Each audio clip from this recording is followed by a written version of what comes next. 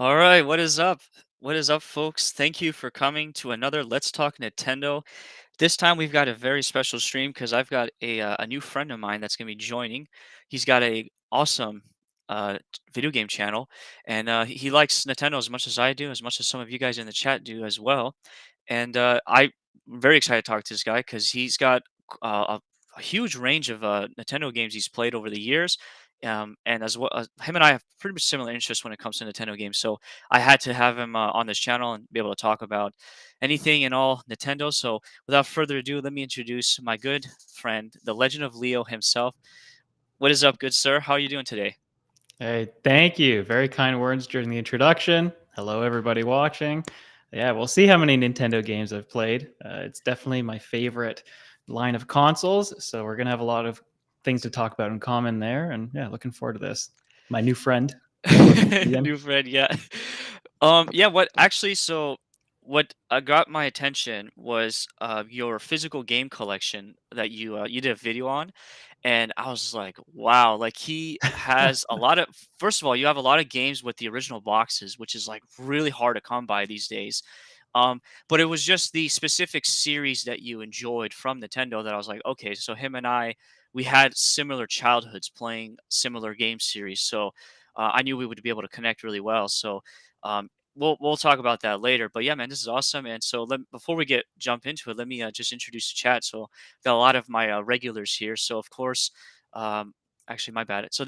I don't know why you can't interact with the chat over here on Restream, but there's a way to do it. So my bad for not checking that Don't initially, worry, but don't worry. I'm gonna pass up or I'm gonna show on the screen here the people that are here. So we've got Corporeal Life Form. What's up, my friend? You know him. You've talked to him before, or at least in the chats.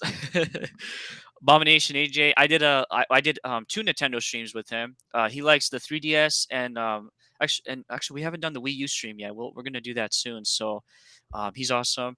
OT. He's a new channel viewer. Thanks for coming, man. And then we've got I guess we got this guy here. I wonder who this guy is. What's up? The good looking dog. Yeah, yeah. And then Jake D is a good friend of mine, and one last guy. This guy is my YouTube hero, Pop Culture Mechanic. He's an old head, but he loves Nintendo games as well. So I'm glad to see you here, my friend. But Is yeah, he Canadian too? yes, he is. Ah, you know what I thought of? I saw that name pop up in chat and I thought someone was just misremembering Popular Mechanics for Kids. Because that was a Canadian show, right? Oh, With Alicia Cuthbert, wasn't it? Or somebody like that. One of those blondes. so I remember Mighty Machines because that was a Canadian. I'm pretty sure that was a Canadian show. Like a little bit quick background. I grew up primarily in the U.S., but we still had Canadian Mm. satellite. We still had Dish, I think it was, and or whatever. I don't remember Yeah. the provider, but so I watched like Johnny Test and some of like the other Canadian cartoons, and then every once in a while there'll be a Canadian show. But anyways, yeah. Okay, okay. And up here, it's all like mostly American stuff. And then when you find Canadian, depending on what age range it's for, it's either garbage or it's a little bit endearing. That's great. See, he remembers pop culture mechanic remembers. Yeah. um, yeah, man. So for those of you who don't know, let people that are new here or that don't know you, I should say, let them know like who you are and like what's your channel Mm. about. Okay, well, since we're going to get into it, I can vary my introduction a little bit today. I have been a fan of Nintendo since I was at least 3 years old. You guys are going to hear the story about that from really early on. Basically, I was grandfathered my parents' NES, and it's really hard to believe that they even had an NES because they're not exactly gamers, but that's what I had. And from the NES to the Nintendo 64, all the way up until today with PC gaming and the Switch. And so I've taken all of this love for different video games and a desire to talk to people. My friends are a little bit out of the picture when it comes to some of these games. And I made a YouTube channel. I said, I've got all these things on my mind and I've got nobody to talk to. I'm going to start making some videos about it all. And so that's why my channel is a variety of different things. And even if I'm doing a game review, I'm trying not to just blast a game if it's terrible. Although I don't really review bad games, I review good games. And I'm trying to make some points in there where people can relate in some way. But one of my favorite playlists, and I don't know if it's going to come up today at all, the Food for Thought playlist, that is where I get into some meatier discussions. And I've tried asking people, like, what are the topics that I'm covering here? These abstract things that aren't about the games themselves, but are about things surrounding video games a little bit. And not to sound pretentious, but a little bit is almost like the sociology of gaming. Like, why do gamers do things? Why do we like certain games? Or what is it about certain games that we derive the most fun from? So we'll touch on some of those topics today. And if anyone's interested in that sort of thing, and if you have a better way to describe it for me, then go ahead. You can check out the channel and the Food for Thought playlist. Thank you for linking it there. Yeah, man. Actually, so I didn't realize, because I've seen a couple of these videos, I didn't realize they were in that playlist. And one of them we will touch on, one of the food for thought specific videos. But yeah, Mhm. I do like some of those videos because it takes a break from the your normal game reviews or like your goals with like what games you're playing, and you're just talking about those deeper things, and it gets your brain churning a little bit, like, and Mhm. the one we're going to get to that actually after I was introduced to you by a short you made was the your innovation or replication what leads to success video. And that one was really cool because you did all this research on it with like the three different series, Pokemon, Final Fantasy, and Zelda.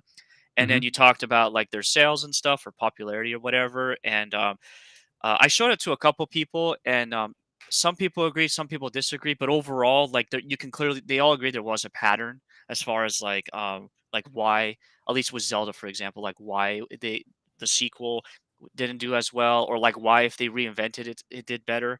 And so, anyways, without diving into the video, because I think people should go check it out. Here I'll post it here in the chat.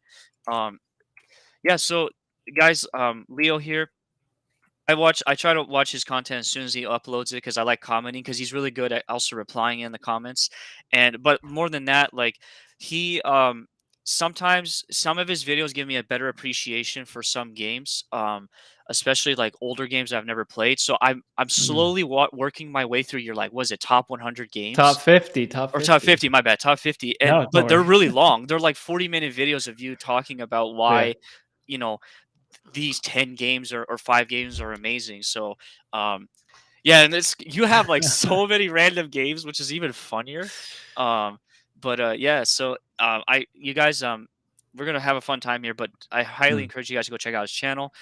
He does post you do post, like, pretty regularly, I guess, like, maybe, what, every week or every couple weeks or whatever. Well, try But, to, try you to. try to, yeah, yeah. Yeah. But yeah, man, that's awesome. And so, oh, and then another video. So you did ranking the Pokemon games, which I've only played a handful of them, but I know enough about all of them to understand like why they're like generation was amazing or why it Mhm. wasn't or etc. But that video was really cool to listen to. Most of the time when I watch your long form videos, I'll just listen to them and while I'm Mhm. like cooking or something. And yeah, it was really cool to your format of it. I like how you had like awards for specific categories, like if it had the best soundtrack or like the best Elite Four or whatever. Like that was the Silly best things starters. usually, but Yeah, yeah. but that's like a really but that's like normal debating conversations you have with your friends. And Mhm. I thought the way it was formatted was awesome. So I already told you Thank this, you. but like I'm gonna take that format and do it for my version of the Zelda ranking games, a Yes, video I that I want to remember do. that.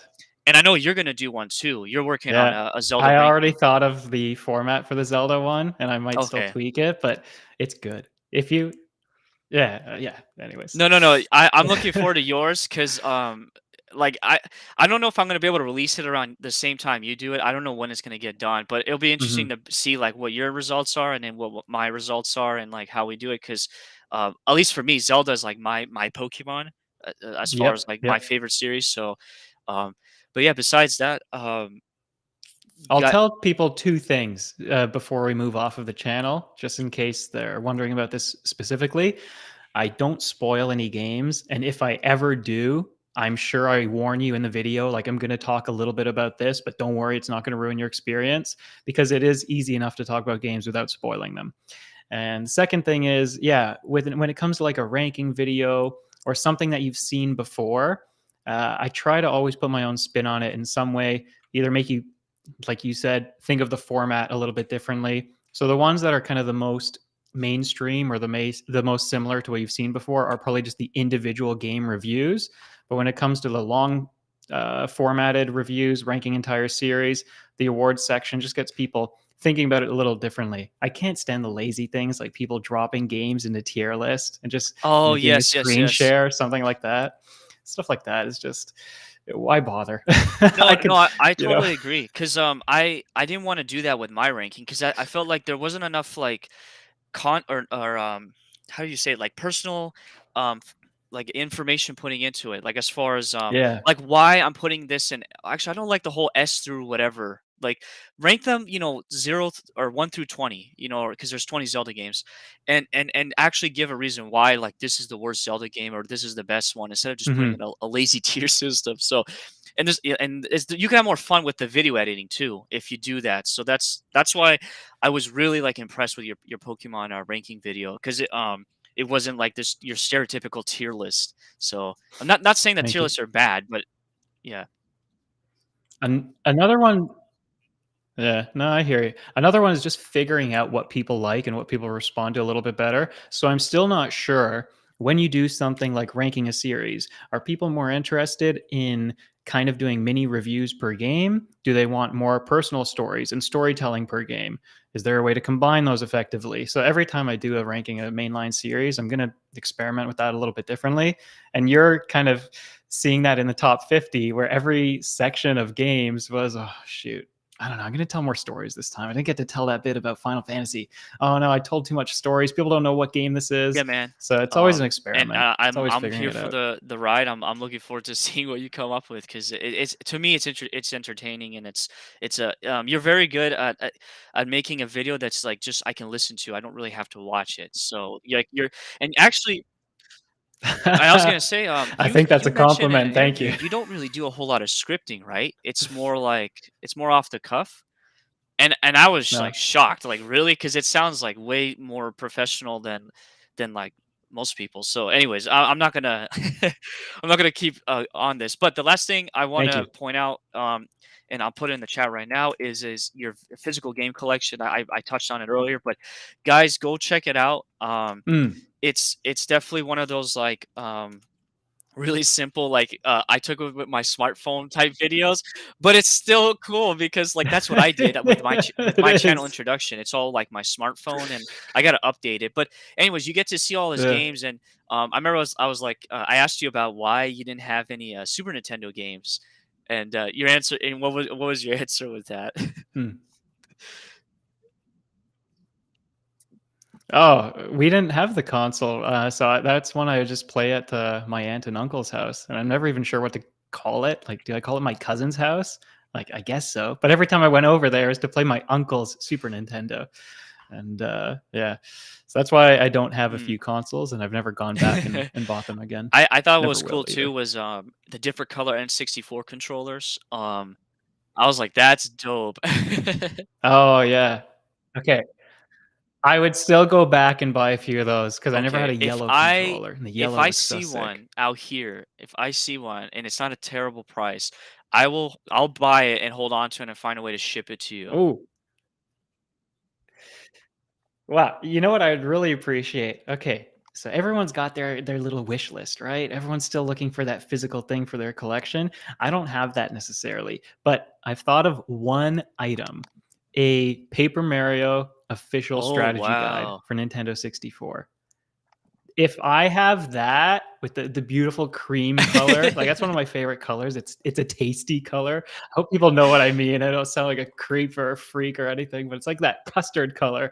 So, yeah, Paper Mario official strategy guide, that's the one thing Okay, if I could have in my collection, oh, that one perfect. well, that one's hard because it's gonna Not be to in give you too much Japanese if work I to do. find it, so unless you know how to read Japanese, but, yeah, that Uh, one, I wonder if, eBay will be able to solve that, but that's cool. I will keep an eye out for that, um but yeah, that's awesome. So guys, go check out yeah. those 3 links I posted in the chat. Let me actually there's some new people that joined, so let me just give a quick shout out to them. Uh, the chat is Mhm. A lot of people joining yeah, yeah. during our Oh man, the 20-minute chat's like intro. Sorry, flying. It's like guys. freezing up my browser.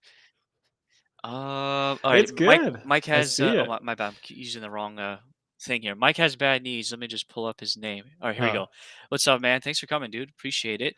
Nosferatu, everyone's favorite troll. This guy, I'm gonna just say this, and we're gonna move on real quickly. But this guy gaslit me into playing Shadow of the Colossus, and I was, let's just say, I was very disappointed. Melee K, great people over there. The Melee Games, they're like a channel that they do all kinds of games, and they have a great community. She's a big Legend of Zelda Wind Waker fan, so her and I like to talk about it through chats and whatnot. And then Flash of Phoenix, he's Mm. another. I watch his. He's got his own channel too, but he comes and hangs out every once in a while. So, yeah, appreciate you guys coming on by. Um, all right, all right. Well, now that intros are done, Hello, because you guys everybody. know who I am, and he kind of knows who I am, but we're not here to talk about that.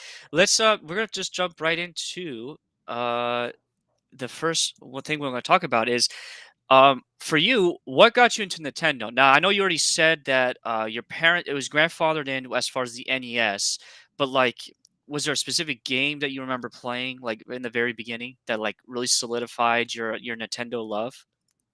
Hmm. Yeah. Well, I'm sure everybody can relate to that two-game combination of Super Mario Bros. And Duck Hunt. That was so much fun to play with, and we had a working light gun, so I loved using that. And like, we're talking when I'm a toddler here, okay? My most vivid memory is when I'm of the NES. Actually, there's a few, but my earliest vivid memory is when I'm turning 3 years old. It's my birthday, and I remember this because I'm running around the basement going, "I'm free! I'm free!" Thinking I just turned 3 years old. And one of my mean cousins corrects me. He goes, "It's not free, it's Yes. three." And it's like, I'm three. I'm three. And on that same day, they started a new Final Fantasy save and erased my brothers and my save. So it's not like it was a big deal. I mean, we only ever got up to Garland, like 10 minutes of progress, but it was the world to me. Garland always seemed like the final boss. And these cousins come over and they overwrite our save. And so, yeah, I turned 3 years old and I'm scarred for Oh life wow. because I have issues with my games not saving. No, no. Yeah. So there's Final Fantasy 1, a bunch of silly games like WrestleMania, I think it was called on the NES. And man, the colors popped so much. I don't know the wrestlers of the 80s and 90s, but some of them with these green spandex jumping in. Oh yeah. Was another really good game from back then. Dr. Mario. Sorry. Yeah, I got to apologize. Everyone who's listening to me pronounce Mario instead of Mario, but I'm not changing now. I'm not changing after 30 years. Um, Tetris, watching my mom play Tetris was a lot of fun. Super Mario Bros. 3, a game that like my whole family would get around and we would just turn the TV off overnight, come back to it in the morning, turning the TV back on. That's awesome. So many good memories, Oh, man. Final Fantasy as like as a game or playing as a 3-year-old, that's insane. I never would have thought about that. Like my brother and I still have so many inside jokes about that. When the party would wipe, I'd say, "Oh no, Yeah. they're slain," because the screen would say that so and so was slain. So I just That's awesome. use my own grammar for that one. Uh, Being able to name the characters whatever you wanted. So like I'm trying to cram my family members' names into 4 characters. Oh Yeah, man, that's so cool. really, really fun that game. For me, what I got started on was actually the N64. I want to say I was probably 3 or 4 around that Mm. time. Um, and I remember my dad, he bought it, I think through like a newspaper ad. And the guy was selling the console with a racing wheel, and it came with Formula One Grand Prix and Mario Kart 64, and I think Super Mario Mm. 64 and Donkey Kong 64. So I already had like 3 big hitters, Oh and wow. yeah, it was awesome playing like Mario Kart 64 with this giant racing wheel. I didn't like it. It felt just kind of odd, but it was still kind of like interesting. Like you have this huge wheel just for Mario Kart. But I would use it for the F1 Grand Prix because that Yeah. one's like you kind of need the racing wheel for that game. Um, so that was awesome. And yeah, I fell in love with the Mario platforming with Mario 64 and even Donkey Kong 64, which if it comes down to my favorite 64 games, at Mm. least in the top 5, Donkey Kong 64 is in the top 5, and, I know a lot of people, or some people I should say, they prefer Banjo over Donkey Kong on the 64 platform, but, I didn't have Banjo, Mhm. so I had to enjoy, Donkey Kong, so, I actually Oh, cool. Ah, All right, we're me neither, we're in good man. company. But Yeah. yeah, And I think you know that I love DK64 too. I You've know probably you do gotten that because far you in the have top the game 50. guide. And I was like, "That is sick." That because like, you need a game guide Mhm. for that game with all the collectibles in it, so Yeah, yeah, that is sick. Oh, we got another yeah, DK64 fan over here, Melee K. That's awesome. yeah. You know, replaying it, I don't even know if I could just call it a guilty pleasure. It was a lot of fun. Like, yeah, there's a little bit of jank, but it's nothing so Yep. bad that you can't readjust to, right? And progression was pretty quick. I remember getting the second party member fairly quickly. All of this like within a 1.5 hour replay or something. Yeah, Yeah, the only DK64 is issue with it legit now is if you still. play it through like, well, you can't unless you missed out on it. The Wii U, like on a virtual console, because of like the frame rate. One of the mini games is like Mm, impossible to beat. It's the one where you have to shoot the claptraps with I don't know what the thing you're shooting them with okay. melons, and you need to like keep feeding them, but the screen Hmm. goes in and Yeah, out, and because of the frame rate of the screen blacking in and out on the Wii U, it's yeah the time. Yeah, it's you're impossible. I missing looked it up the online, so you pop-ups. have to play it on like original hardware or find a way to slow down the frame rate on an emulator if you're playing through an emulator. So, yeah. Anyways, yeah. So it's that's awesome. Yeah, I Oh. love that game. But um Look at that. Come on, guys. Conquer was better than both. You know what? My brother rented it and he kept me out of the room. Said I was too young. So it's a game that I want to go back to. I believe Conquer I is really played good. I believe I it, think the but I first haven't couple played it yet. levels, it's definitely a rare game. I don't the jokes I don't get all the jokes in it, so I guess I just missed out on that timepiece, but it is interesting. I heard the definitive way of playing it now is the rare replay collection. Apparently that's like the best way to play it, so you have to have an Xbox One. I don't know if you could play that on PC, but yeah. Um, Mm. what so with NES, moving on to that, what other like console was like maybe your most memorable or favorite one that you really enjoyed growing up? Mhm. So we go from the NES, let's say about 3 years old, playing that for a few more years, occasionally going over to my cousin's house, playing the Super Nintendo there, Mario Paint, Yep. Fly Swatter game, right? It was probably the most fun thing to do there. And I don't remember too much else from the SNES at that time. And then would next have been the Game Boy Color, getting that before Nintendo 64. This is where I don't know. It's hard to remember so many years ago, but around the same time at least. Game Boy Color with Pokemon and Nintendo 64 with Ocarina of Time. I don't know. We didn't have Super Mario 64 for some reason. So Ooh, was I'm that gonna not a have to packing ask game? Nerporial in the chat because he would know. I was way too young to know if that was a packing game or not. Yeah. It yeah, but yeah, go on. Yeah. I'm gonna use my cop out answer that I Yeah. was still too young as well. I mean, really, I was. I was like 8 or 9 years old at the time. So, but my favorite games there, similar reasons to you liking Donkey Kong 64, is more the absence of certain games. So no Conkers, like we just said. That's not what I want to think of though. No Banjo, no Super Mario 64, no Golden Eye. But I would play that with my Ooh. cousins. We had Perfect Dark, and man, Perfect Dark was a good game. Kirby 64 was a big one for my sister and I. You know, I can still bring in the file select music from Kirby Yes, 64. yeah. That'd be a good music, huh? Best file select music or a good video. Yeah. And didn't have any racing games at the time, and I was too Ooh, scared to play nice. Doom I don't 64.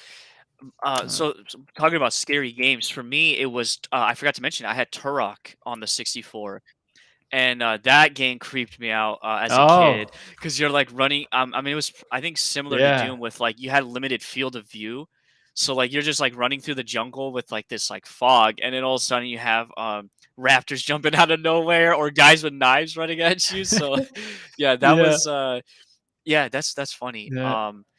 So yeah, so that's so like you mentioned, you can only play the Super Nintendo at your uncle your family member's house, your uncle's house, but a lot of people I would for somebody like you, I would have expected you to played that the most, but it's interesting you had the NES as young as you were, because like I mentioned, I never got to touch an NES or Super Nintendo until I was like an adult, and that's just because of like circumstances or whatever. But Mhm. how was when it came to Game Boy or Game Boy Color? Obviously Pokemon was like one of the best things you played on it. What was some other games you remember playing on the handheld? Yeah.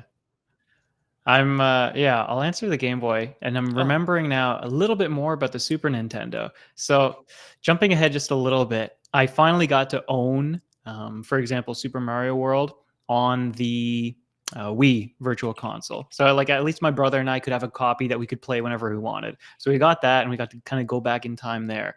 And also, some more cousins, got a lot of cousins. Some cousins in Greece actually. Greece is a really funny place, especially in like these little beach towns and whatnot. People are 5 to 10 years behind on the North American pop culture. So I'm playing a Super Nintendo and Donkey Kong Country there, and just these memories kind of. The game is a little more special that way because it's not a game that I owned, but I still got to play it around family. So that's kind of the extent of my Super Nintendo experiences without going back to the games today. Now, the Game Boy, not too many games for it. yeah, yeah. Everyone had to have a copy of Tetris, and I actually got mine from a video store that was closing, so that came later in life. At the time, though, a really great game that a lot of people haven't seen before is this Monster Rancher game. It's got a bit of a confusing title like Monster Rancher GB for Game Boy, Card Battle, I think. You know what? I guess trading card games were all the rage on the Game Boy back then because the Pokemon trading card games, another really good one. But Monster Rancher, I talked about it really briefly in my first underrated games video, and it's just it works so well. Despite the hardware limitations, where it's got a little bit of the JRPG presentation, walking through a town, going to a dungeon. The dungeon is dungeon crawling, and then every time you encounter somebody or a monster in there, you go into this 3-on-3 Monster Rancher battle. And the way that you activate your monsters is with cards, right? So your cards can be attack, and I guess it's kind of like Magic because you basically, from what I remember, I think you tap certain cards to get attack power. You basically burn them to get attack power, and then if you have enough attack power, then you can use some of the remaining cards in your hand. So like. I hope this description does it. I won't linger too long, but let's just say I've got 3 monsters on the field. I draw 5 cards. I'm going to discard 3 to get 3 power, and then I can play a 3 power attack. And my pixie scratches the So, enemy. It's Melee interesting. Check it K out. and AJ, Abomination AJ, they love Monster Rancher games. I know AJ specifically, he loves Monster Rancher games, and he's Hmm. always like wanting to see more, like good quality Monster Rancher games. He remembers, not to deviate from Nintendo, but he Good likes one quality. specifically from the PlayStation. Yeah, and so that's cool. So you're in good PlayStation. company Yeah. here. Yeah, the trading card game, I actually have a copy of it because it was I don't know. Now, I never owned the Game Mm. Boy or the Color growing up, but somehow I had a copy of the trading card game, and I have yet to play it actually. But um, yeah, when it came to handhelds, again, this just kind of shows like my age or where I was at in life. The first one I actually owned was a Nintendo DS Lite, but I did play, Game Boy Advance. Mm. Like, I think I borrowed it from somebody, and so I played a lot of the Game Boy Advance. So, um, Yeah. I think before the DS, I really enjoyed the Game Boy Advance titles because you had even though it didn't have a lot of, original, first party Nintendo games. Yeah, IPs, yeah, it was still, like, a lot of Like amazing, like, IPs and stuff. Super Yeah. Nintendo games that they brought up. So you had, like, Super Mario World, you had Donkey Kong Country, you had Link Yeah. to the Past. Of course, they did bring Metroid Zero Mission, which is, like, one of the best, like, Metroids to play, and then, like, Fusion's on there. Yep. And then, you had, Minish Cap, which was kind of like a sleeper. A lot of people, like, slept on that game. Hmm. But it was still like, it brought the charm of a Super Nintendo game as far as the pixels and stuff to handheld, and I think they still hold up really well as far as, like, the design and whatnot. Oh, you also had, Hmm. an, Super Mario, what's it called? I'm drawing a blank. Superstars, Super Mario Brothers Superstars, the RPG, the Mario Brothers RPG game. I think I completely butchered the name. I know I did. Um, You might be confusing it with me having Mario Party Superstars on Switch, but I didn't have Mario RPG and I didn't have any of the okay. old Super Mario Bros. Compilations.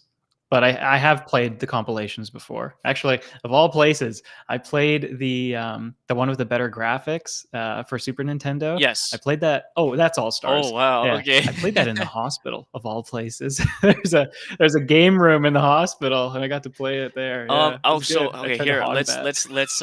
let's tease some people in the chat. Have you so how many Mario RPG games have you played? Like, do you Yeah, remember sure. all the ones you played?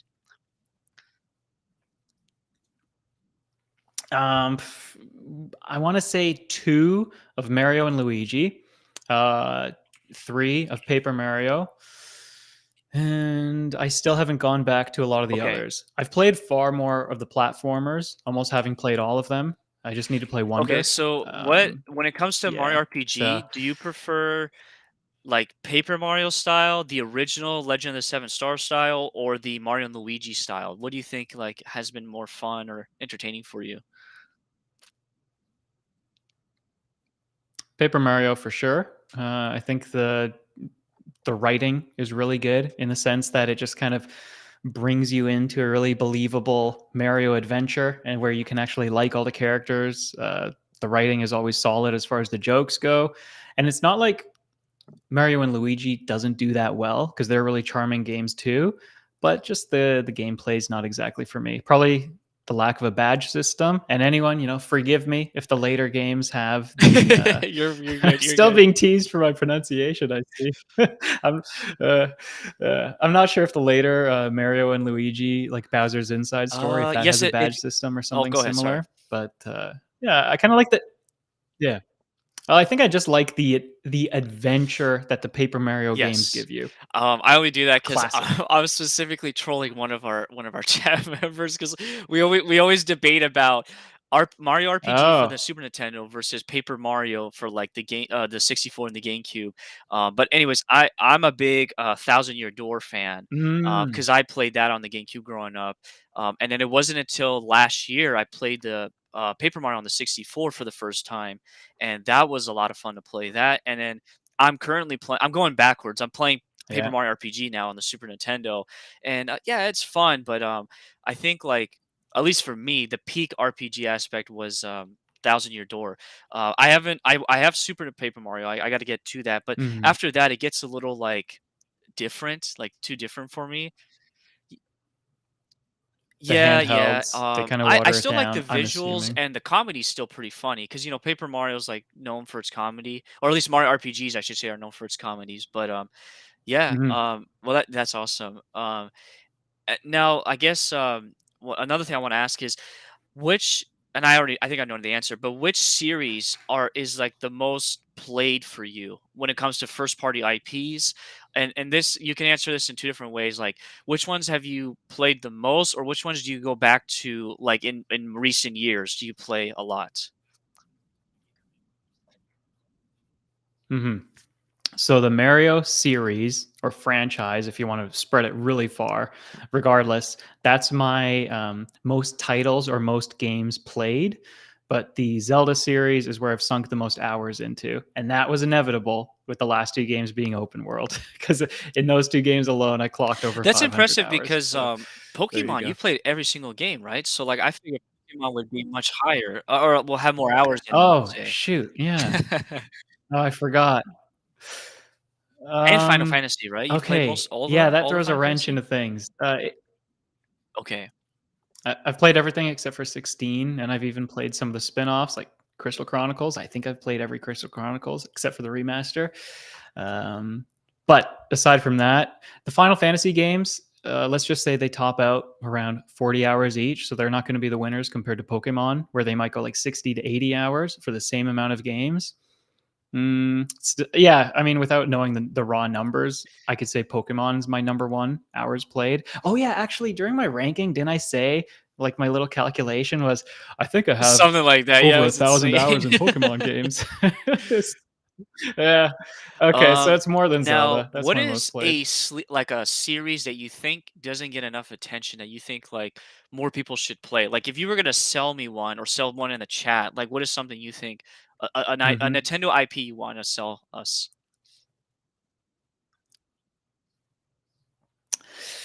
Oh boy. Let me answer that exact question in a moment. But I gotta say, I'm a little bit disappointed by Okay, how there's not more Donkey Kong.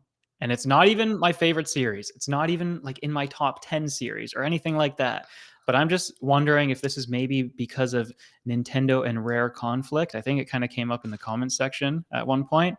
But really, why is Tropical yeah. Freeze the No, the no, a last lot of Donkey us, Kong? a couple of us, or I should say a couple of us here in the chat, we've talked about it before. Like, Nintendo's really been dropping the ball with DK. I'm predicting that because there's gonna be a Donkey Kong Country expansion to Nintendo Super Nintendo World, that they're gonna have to have a game ready to like bring people in to go do Right. to get hyped up for it or even hyped up for the game. So, um, oh, we gotta address this. You're gonna have to address this. I've never No, no, played no. that game This one before, on the so I don't. screen I've right never now. played any of those games before. Tropical Freeze. Oh, Oh, oh, my chat's a little behind. Oh yeah, I don't hate Tropical Freeze, but it was different. It's not my type of platformer. So let's just say that the levels, you know what it was? Okay, I'm just not good enough at it on my first pass or even my second pass. I'd play the level through. I wouldn't be able to find every single puzzle piece or every single Kong letter. I'm like, oh, come on. This game's dragging on a little bit. Fine. I liked this level. It was pretty fun. I'll replay it.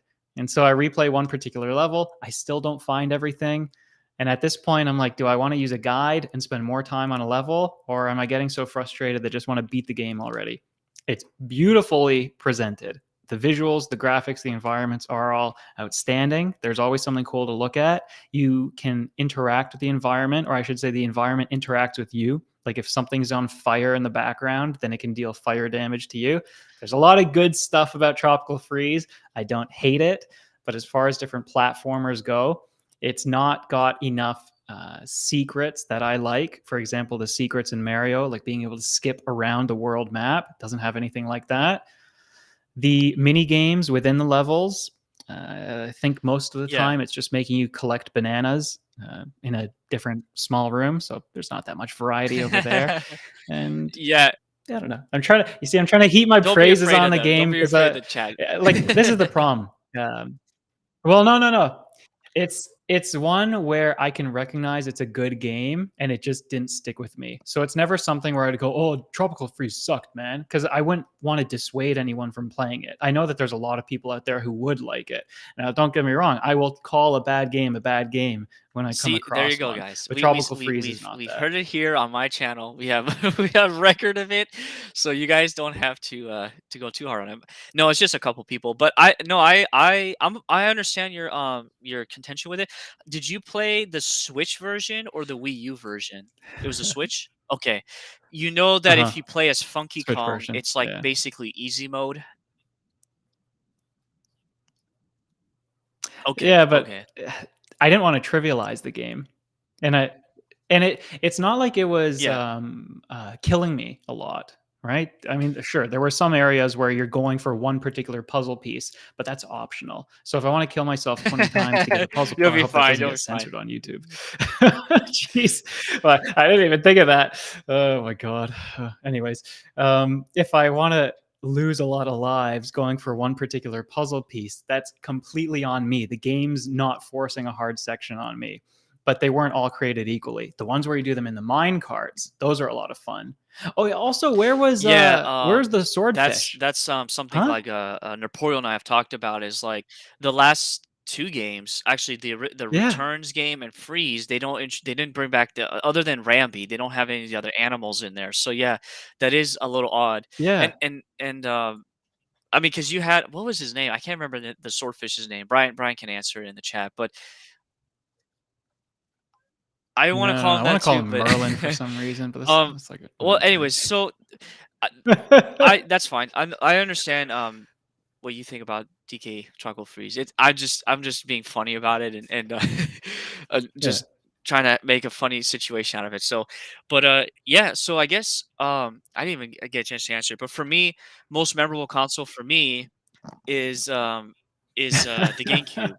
I love the GameCube. I had because for me the GameCube Mm. was when I was merging into a teenager, and so I had like I was more I guess I was more impressionable with the games at that point. Like I was diving into the stories, the lore. Good Yeah, blend a of, little, like, even kind of though, adult, was getting a still a little kid at mature heart. with the GameCube. But anyways, yeah, it was awesome, and I Yeah. had good memories with Wind Waker, like I mentioned earlier, Paper Mario Thousand Year Door. But for me, Super Mhm. Mario Sunshine took the cake when it came to platformers. A lot of people, Yes. they never mention it in like top five of Mario games, 3D Mario games. Or I guess not even 3D Mario games, Mm. just Mario games in general, and it drives me nuts because I think it's easily one of the best top 5 Mario games.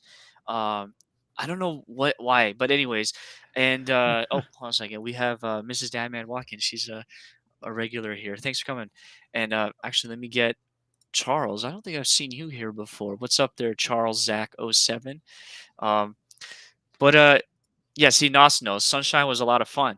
And then some people say it's difficult. I don't think it was Mhm. that difficult. I thought the controls were much better than 64, Super Mario 64. Um, but a sleeper game that gets a lot of Sure. unwanted dislike is Star Fox Assault, because a lot of people prefer the really weird RPG Mm. Star Fox Adventures that was done by Rare. And but Star Fox Assault was done by Namco, Mhm. and they basically took the original Star Fox 64 game. They added the on rail shooters, but they also added third person on the ground shooting action. And the story was really good. The music's amazing. It's Mm. like all fully orchestrated. And I actually did a stream of it as like my 100 sub uh, like milestone, and I streamed the whole game, and it was I remember playing it, Little and the multiplayer celebration, was a yeah. blast too. They had 4-player multiplayer, and it was just like an arena shooter. It was a lot of fun, but um, yeah, and I'm trying to think of one more game Mhm. that I had. Oh, Mario Baseball. I cannot forget Mario Superstar Baseball. Amazing. Oh my goodness, I love that game. Yeah, I good. love Hidden the gem? music, the story mode in the game was a lot of fun. This is kind of funny. Mario sports Mhm. games got me into sports because before that I never cared about Mhm. sports, and then I'm a kid playing these sport games like Mario Tennis on the 64 or like Mario Golf, and I'm like I'm gonna go out Yeah. to the tennis court and pretend I'm gonna do this like Mario fire attack. Yeah. Yeah, power serves and stuff because, like, I was just Power so serve. impressed by, like, that. It was hilarious, but, so anyways, yeah, but as far as, Yeah. like, because you mentioned earlier, or I asked you earlier about the series, for sure Zelda is at the top. Mario would probably be, Mhm. 2nd because I've definitely beaten the Mario games a lot more quickly than Zelda games. Um, but yeah, Zelda's definitely at the top.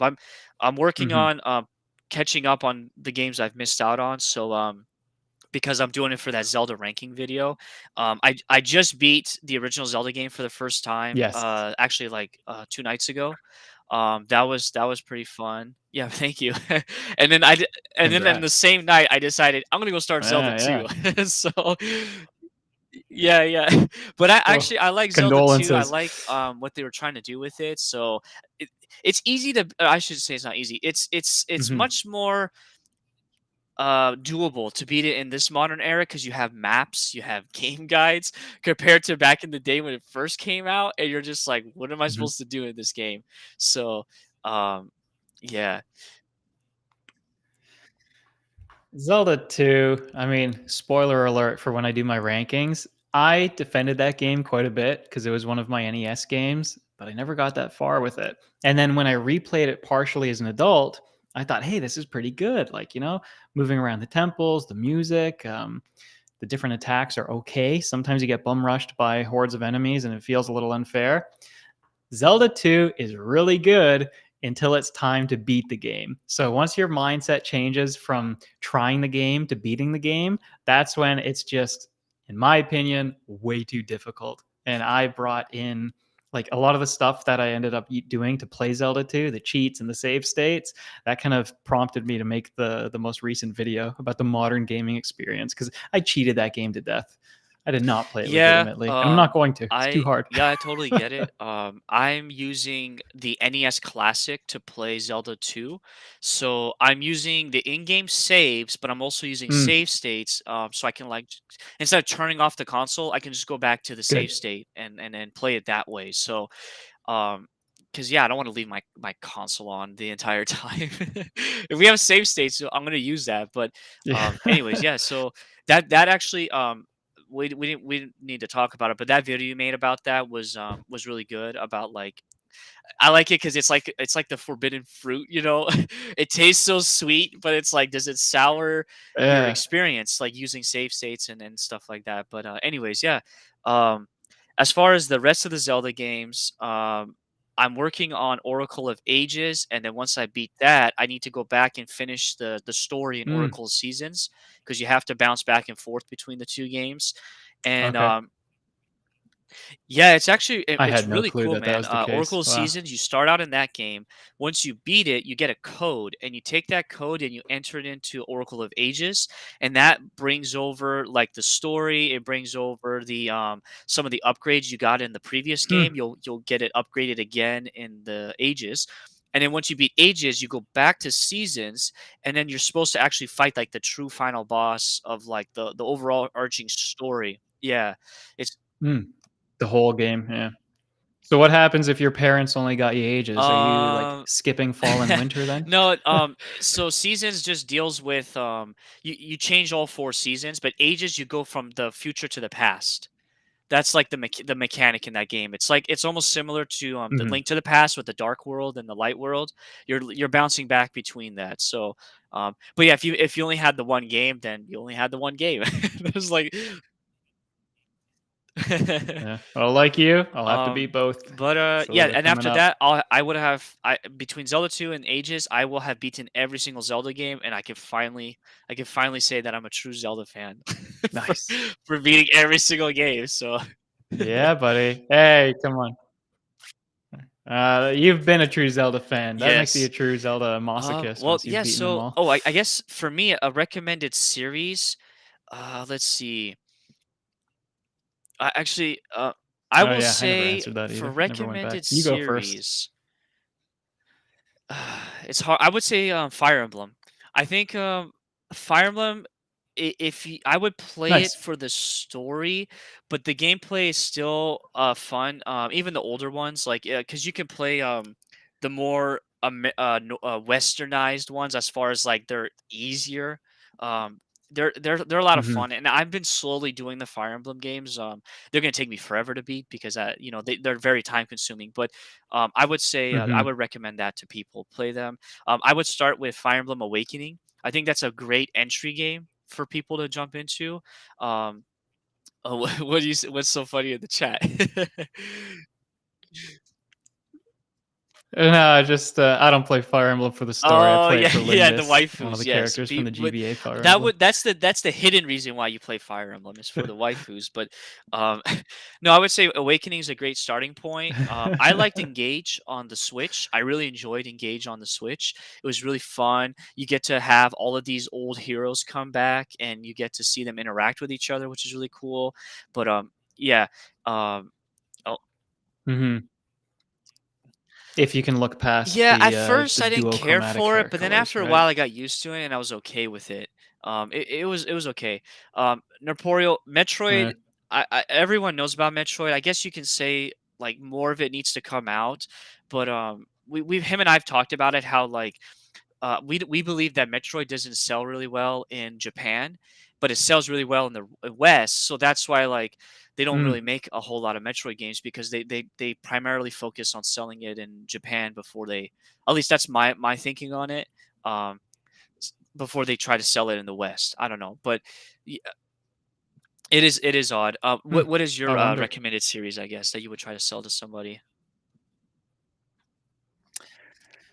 Well, do you want me to Uh, stick with a Nintendo or should I if you want, broaden you it? can get both I can stick actually. with a Nintendo, I I'm actually think. curious what you want to recommend. Go ahead.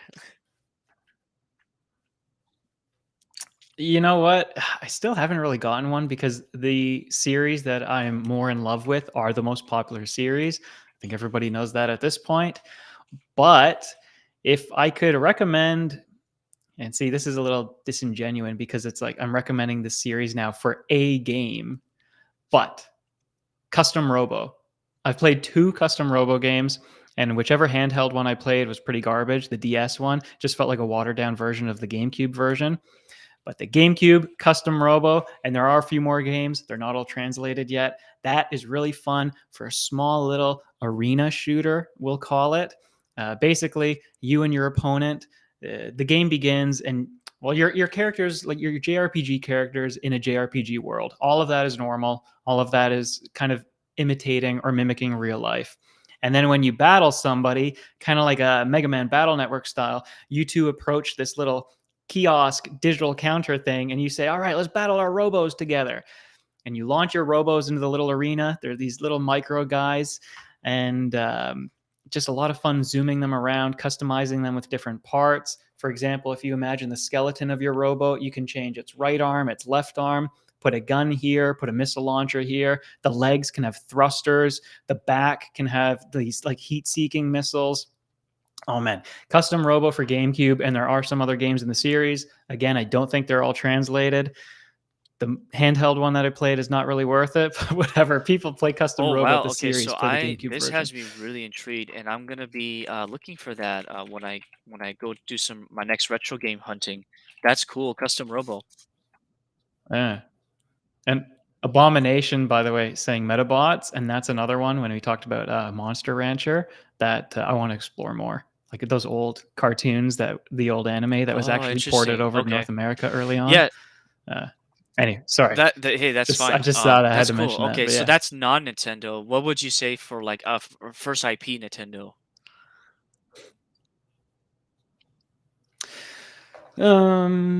Boo-doo-doo-doo-doo. I don't want to kill your You're fine. stream here with like 60 seconds of thinking. Let's see. Has anyone, you know what? Should I just do like a bit of a cop out answer and be like, well, if Oh, you haven't played the open world Zelda games I mean, yet, it's up to you. I don't know. Whatever honest answer you want to give, go ahead. It's fine. How about people need to try the Mario sports games a little bit more? Because you were just talking about them earlier. You had a lot of fun with at least Yes. tennis and baseball, right? And I've had a lot of fun with golf. And I haven't actually played Strikers yet. But the Mario sports games, they're good for one player, they're good for multiplayer. Yeah. People can pick those up just for Yeah. good To casual add to that, entertainment. my only issue is the recent sports games have not lived up to the older games, and that's only because I guess it's just Hmm. like I have a nostalgic, maybe rose tinted glasses look to the older games. Um, but I will say the newer tennis game Yeah. for the Switch is pretty fun. Minus some of one of the game modes, you can actually break your racket while you're playing, and if you break it 3 times in a match, you Oh like boy. automatically lose the match. So Didn't they learn from Brawl that people don't yeah, like yeah. sabotage? Like people didn't like tripping in Brawl, and that's why Brawl's just not remembered very fondly. So didn't Nintendo learn from that and go, "Hey, maybe we shouldn't actually have things that No, are a no, they detriment to didn't. the player in the game?" Um, Man, uh, oh jeez. This is also why it's really difficult to recommend a series. I mean, not all games are created equally, obviously, but like you, like a lot of these recent games that I've played, Pokemon, Mario Golf, whatever it is, they do something where they try to make the experience either a little bit better or improve something that's maybe quality of life. And okay, great, you did that, but then you added this other thing that's just a detriment to the experience, or you added this other thing that seems like it yeah, wasn't quality I control that's tested why enough. Oh they need man. to go back to like the basics and just focus on what made the original game fun, and then just slightly add something new to it without ruining the core experience. Um, I think like Yes. the two perfect Yeah. examples is when you go from Mario Tennis from the 64 to the GameCube. they're both really fun to play. The GameCube added like some gimmick modes, but they were separate. And then same thing with Mario Baseball from the GameCube to the Wii. Mhm. The GameCube was a lot of fun. It was very simple. There was like Bomb Bomb Derby, which was a lot of fun, and some other game modes. But in the Wii, they added they expanded on the story mode. I think the story mode also had a lot of mini games you played in it as well. But you could still go back and play the core game itself, which is just Mhm. baseball. And actually, I really want a baseball game for the Switch, a Mario baseball game. That's the only one they haven't done because they've done the strikers, the golf, and the Yeah. tennis. And dude, if that happens, Switch I'll 2 be launch buying it title, right maybe. away. And then I'll probably be disappointed if it's not if it's not up to par. But Yeah. we'll see. Um, anyways, yeah, I agree. I think that's a Uh, good thing there. I it's hard because you played the Mario Golf game, right? I think I saw you talked about it in one of your videos. Yeah, and mhm. I Did a saw. review on I'm it, trying to yeah, remember what some of people's contentions I were with think. that game. I think I'm a little hesitant to try it. Maybe if it goes on sale, I'll buy it. But I think the tennis game was fun. Now I heard the Strikers game is probably the worst of the three. Um, I heard, but it might be Oh, no. depends on who I you just picked play that or up. who you are, I should say. But yeah. Yeah. Anyways, it's Mario sports games. They are sleepers. People forget. By the way, did you know that Square Enix Mhm. worked on two Mario sports games? Do you know what they are? Hmm. I'm trying to think if anytime I've booted up a game, I've seen So the their first one logo was pop Mario up. I Hoops don't 3 think on so. 3. No. There might be more than 2, but the ones I do Okay. remember is Mario Hoops 3 on 3, and then the sequel to that Yeah. apparently, or the next game after that was called Mario Sports Mix for the Wii. And that one had baseball, or not baseball, it had volleyball, dodgeball, hockey, and missing there was one more. Mhm. Oh, basketball, sorry. Yeah. Yes, and, Nice. Okay. they Traditional also I sports. know the DS one had some Final Fantasy characters, or, like, they had some, like, Square Enix characters in it. Yeah, and then I'm pretty Mm. sure the A Wii little one might have had crossover. it That's as well. nice. So, um, they're fun to play. They're different. I guess another series both of us could have mentioned was the Mario and Sonic at the Olympic Games series. I don't know if you ever played a bunch of those ones. Um, those ones, at least the first 2 I have ones, they not. were a blast, Beijing and Vancouver. Vancouver, I think, has, like, the best hockey simulator. Um, and, That's good. That's the appropriate. mini games are fun and stuff, but, I haven't played, the Tokyo one, which, I'll have to try someday. But anyways, so yeah, Mhm. guys, if you go try out the, Mario sports games or just go watch them on YouTube and see what you think about them.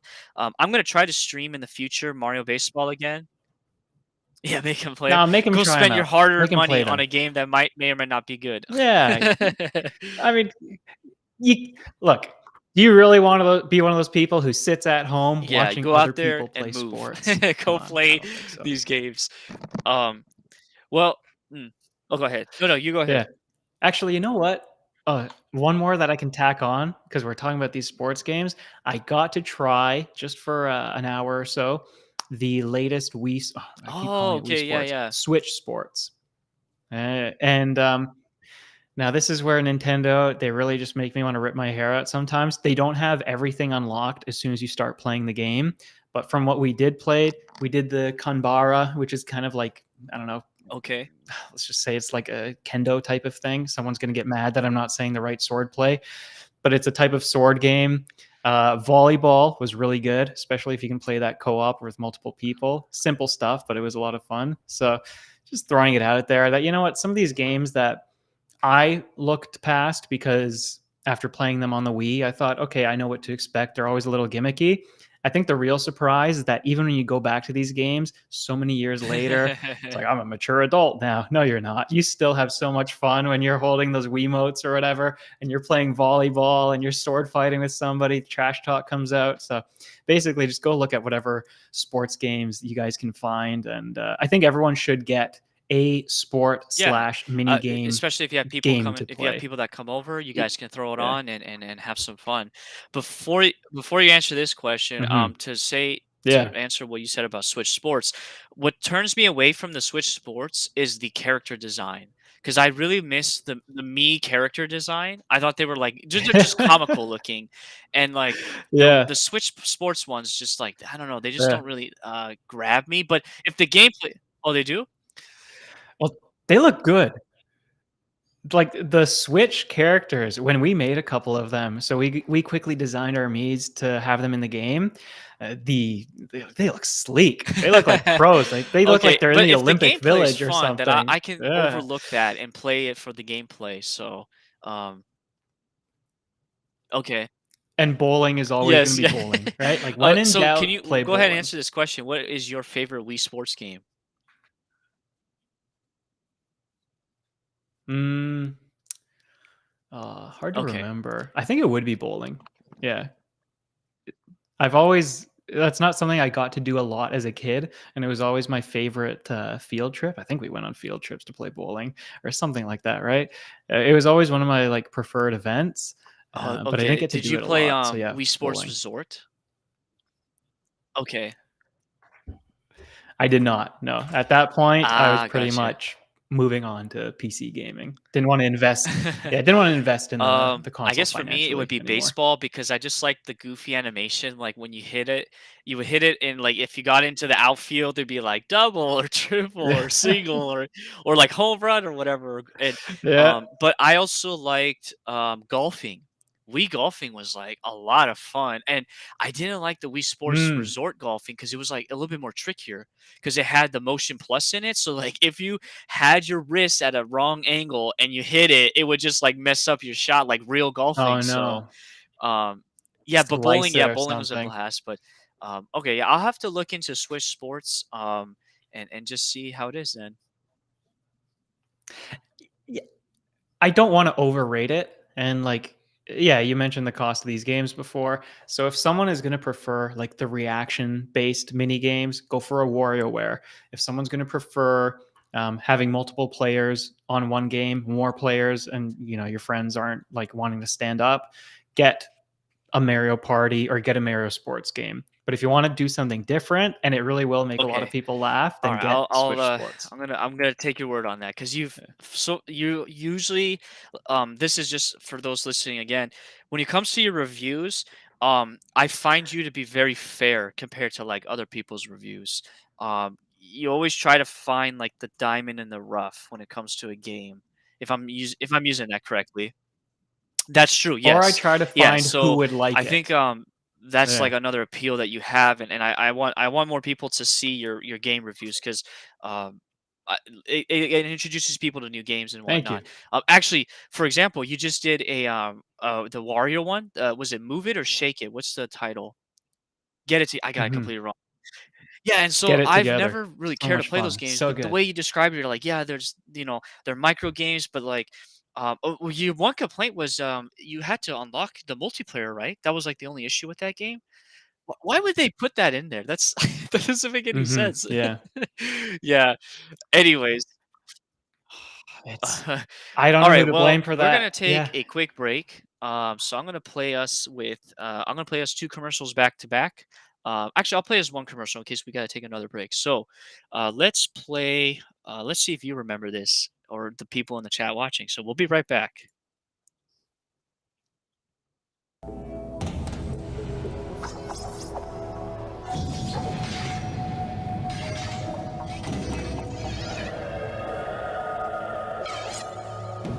That's not a fight. Over 20 unexpected characters in one big brawl. Now that's a fight. Super Smash Bros. Melee. Only for Nintendo GameCube. Rated T for teen. You're a hedgehog, and you have supersonic powers. Ball up right now and roll! Action! Come on, honey. And you're brave. And you're scared. Hey, focus! I want you to think about the marketing opportunities here. Okay, in front of the paper. What part of supersonic speed do you not understand? The right hedgehog is hard to find. New Sonic Adventure 2 Battle with extra two-player action. Only on Nintendo GameCube. Rated E for everyone. All right, I'm sorry I yelled at you.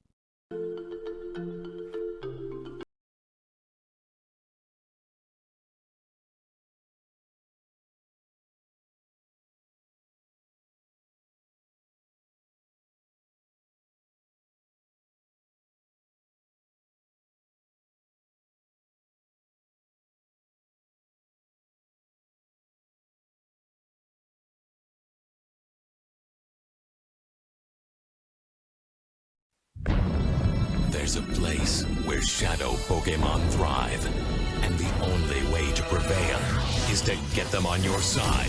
Pokemon Coliseum.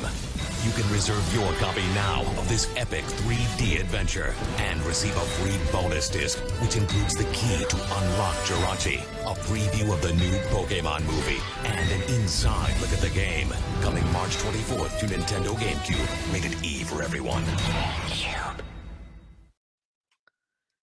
All right, there we go.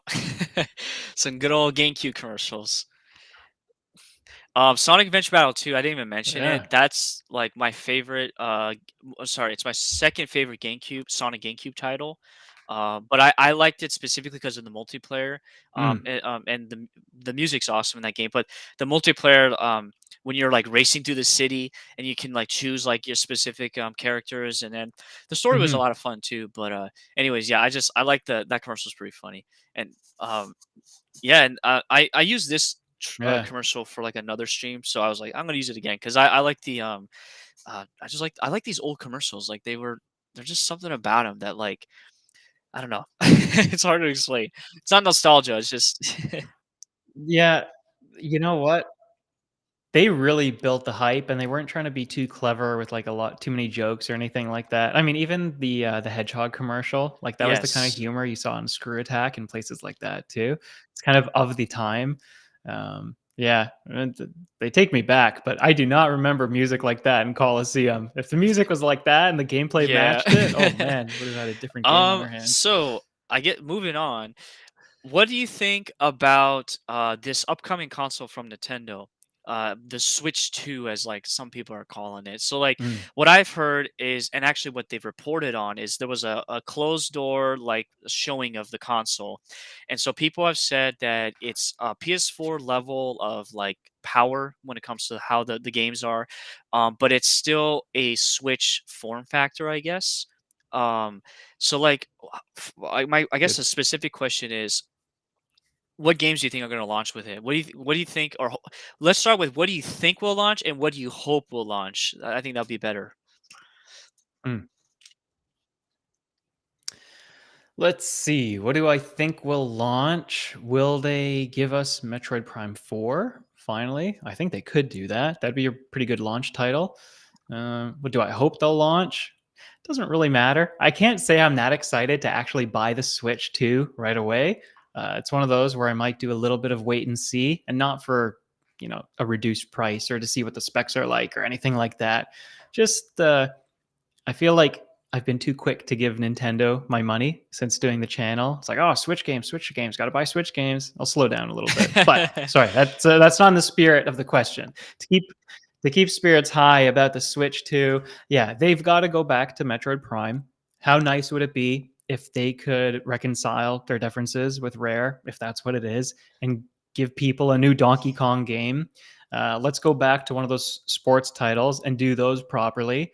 And for everybody in the chat or everyone anywhere who's tired of the open world, and also I think just for the success of Zelda, they have to reel it in a little bit. Like, it has to be a strategic one step back. Like periodization, when people are working out, you can't always add more weights every single week. Periodization is this structure where you actually intentionally lower the weight on one week. They have to do that with Zelda. So give people a classic 3D, or give people a crazy like 2.5D that we've never really seen before. Have it kind of like, why not? Okay, so you haven't played it yet, but why not do something like Super Paper Mario? So you think you're playing a 2D game, and then when you get into a dungeon, I don't know, camera angle Yeah, change. Oh, yeah, it's yeah. 3D Okay. now in the dungeon. Just get creative. Just don't give us open world. Yeah. People can't take another one, a third one in a row. Yeah, yeah, That yeah. won't be a launch game, though. It would I not be a guess launch game. so. Metroid Prime 4, imagine that with PS4 level of like graphics. Like that's gonna be pretty impressive. Mhm. I don't. So here's another thing. I guess to step back away from the games, do you think we're gonna have a problem where the Switch games and then the Switch 2 games, because they're gonna be making it for like the Switch form factor, that um, if you buy it for the regular Switch, the power, like the level of quality is going to be like reduced, if that makes sense. Like for example, Breath of the Wild on the Wii U versus the Switch. Breath of the Wild was designed with the Wii U in mind because Mhm. that was like the final game for that console, and so I think it suffered with it on the Switch. Like there could have been way more done on the Switch. Do you think like that might happen with this new console? Because I think they're Mm. gonna still keep the same like form factor with the games. Mm, I could not 100% be understanding the question, but I don't think it would affect anything. Because like the only way I think of Switch affecting Switch 2 is backwards compatibility. But that's still a Okay, Switch 2 I, affecting the Switch thing from how I I view guess it. okay. So what I'm saying is Or what am I not getting the here? like let's think of it like power level of the console. The Switch 2 is gonna have this huge power level. It's Yeah. gonna be really high. But the regular Switch is only going to come up to maybe about 50% of where that Switch 2 comes up with. So what I'm saying is if they make Metroid Prime 4 for the Switch Mhm. 2, it's going to yes, Oh, but it's development not for going to Switch look as 1. impressive as it Ah, should be on the Switch 2 because it was made with the original Switch in mind. That's what right. I'm worried about when it comes to other games as well. Like they're going to have to like scale it back for the original Switch if they're going to keep the same form factor. Mhm. That's my concern. I can't pretend to know what any of that development I can't pretend to know what the development process is like, but I would have to imagine with the number of years in advance they know and realistically, like, the Switch 2 is not gonna be the next groundbreaking console as far as the graphics and the hardware goes, so it shouldn't be that difficult to put the game forward. Um, I would imagine it's not that bad. It's not anything that anyone would really complain about. And maybe for a lot of series, the most important thing is kind of getting themselves established again, which we haven't had from Prime for so long Yes. now. And yeah, I think the only other stuff that's really coming to mind is what I would hope that they do with the Switch too. So Okay. I don't know if you I'll want to get go into that. I'll get to that in a second. I Yeah. will say for me, I agree with you. Prime, they need to launch with that. I think they also need to launch with a new 3D Mario game because they did that with the Mm, original Switch with Mario Odyssey. So I think we will get that. If they are smart, they should have a Donkey Kong game like in the barrel, ready to go off. So yeah. not to pun intended. But yeah, I think they'll have one ready. And then there was one more game I was thinking about. Uh, maybe Iconic series. maybe Kirby. maybe Kirby. Which I still haven't played. The Return or the Forgotten Land Forgotten. Yeah. I haven't played that one. I want to, but anyway, so I think yeah, definitely Zelda, Mario, and then Donkey Kong is definitely like 80% positive that they'll do that because of the theme park attraction. So Mm, now, what are your hopes? Like what pie in the sky? Like what are your yeah. hopes? I guess. You know what I think they should do for some of those lesser series, by the way, like a Kirby? Because, yeah, I saw some of the excitement online and I saw people were intrigued that they were going to do an open world Kirby game. But I wonder if, Kirby and Yoshi and some of these characters in their series are just a little too mediocre, a little too safe. I think Nintendo needs to just be like, hey, here's a Yoshi Kirby crossover on this new adventure. I think they need to get a little creative with some of their not forgotten, but some of their lower tier mascots. But as far as hardware goes, so this is something that will not happen. However, if Nintendo did this, I think it would work tremendously in their favor and people would be licking their feet. They should release an attachment for your Switch that is basically the 3DS lower screen. And they should start finding ways, well, just start porting 3DS games to the Switch. What's been the big deal is how do you port it into one single screen after you've had two? Just do an attachment. Make it plug into the micro C or whatever that little dock is. Make it a screen. It comes with a stylus, and then you can play your 3DS ported games there. And if it's going to be on the TV, then I mean, what are your options if it's going to be docked? Same thing. You plug it into your Switch Pro controller, design the Switch 2 controller with that in mind, with the 3DS attachment. I don't know. What makes me excited about the Switch, and I think a lot of the praise for the Switch has been in its massive library, including backwards compatibility. So I would just like them to do one step further with backwards compatibility and give the people the 3DS games. And that's Yes. about it. No, I agree. I'm a big fan of 3DS. I know AJ's a big fan of 3DS. So if we had more 3DS backwards compatibility or like ports or whatever, which actually they're porting over the Luigi's Mansion 2, Hmm. which was originally a 3DS game to the Switch. So um, it's not to say they don't know how to like redesign the game for like a handheld console, but Have you yeah, played 2 on 3DS? no, Dark Moon? I've not played Dark Moon. So that's actually one where it's probably going to work a lot better on the Switch because the stylus, I can't even remember if I used the stylus, but yeah, I don't think I did. The way that you actually aim your vacuum up and down is with like X and or Y and B, whatever 2 buttons are side by side. So it's not even making use of the lower screen necessarily, except for like when Oh you check your wow, map. yeah. So that's one where they're basically going, oh, let's just scrap a lot of this junk and give people Luigi's Mansion 2. And it works. That's funny. Your idea about like having a second screen that you can attach, I think I saw like an article. There was a patent filed that like they can basically split the screens, and then Mm. it was weird, like kind of like how you could split the Joy Cons. It was like you could split screens and then Oh, share yeah. that way, and so that would be interesting to see how they would implement that. But yeah, especially if you could do DS titles or 3DS titles in that. Mhm. But okay, all right. For me, what I'm hoping for, I guess, what would be a Star Fox game? Because that's Mm. another Yes. series that like kind of has fallen off the wayside. It's pretty sad considering like I have the Star Fox Zero game. I haven't played it.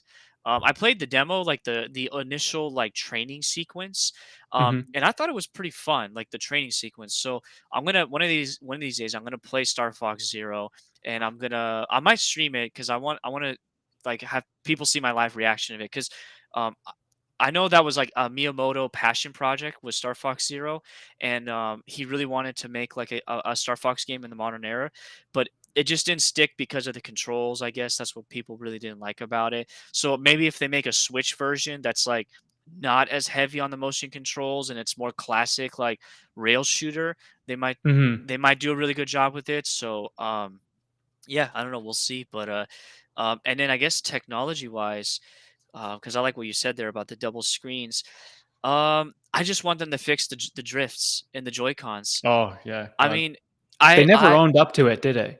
I don't no, think not they owned really. up to it. No, they still haven't, and I think it's a shame because I have both Legend of Zelda sets of Joy Cons, the Skyward Sword one, which is the Master Sword and the Hylian Shield style one, Mm. and the Tears of the Kingdom ones. And I refuse to play with them because I don't want them to drift one day. And I've already tried to fix the drift on my original like gray Joy-Con, and I Mhm. accidentally broke like a solder point. And I'm like, all right, I'm Mm. done because the solder points are Yeah. like Microsoft, like they're really tiny. They're machine solder points, so you can't. There's no way of refixing it once you break it. So that's why I'm like, all right, cool. I guess these $80 controllers are just They're display trophies. pieces now. Yeah, they're Yeah. trophies, which is a shame. So. Um, Anyways, yeah. So okay, well, are you? So you're not gonna buy it day one? I don't know yet. It has to. There has to be a really unique selling point for it for me. But I might wait too. Mhm. On buying it day one or whatever. It honestly depends on the launch title. If they have like some really cool launch titles, yeah, I might have to buy it on day one. We'll see. All right, cool, cool.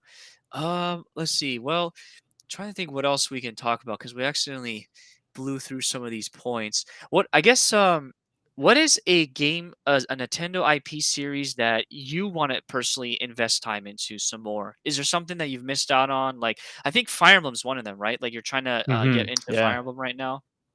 Yeah, Fire Emblem is one that I've been in for a while at least going back to the DS with Shadow Dragon, or I don't know if that one's Shadow Dragon or Shadow of Valencia, whatever. It's There's DS, 2 like of the them with original such DS, similar right? titles. Yeah, the original DS. That's Shadow Dragon. Shadow Dragon, right? Thank you. So, see, it's been a while, and it didn't hook me. It didn't beat Final Fantasy Tactics at the time, for example.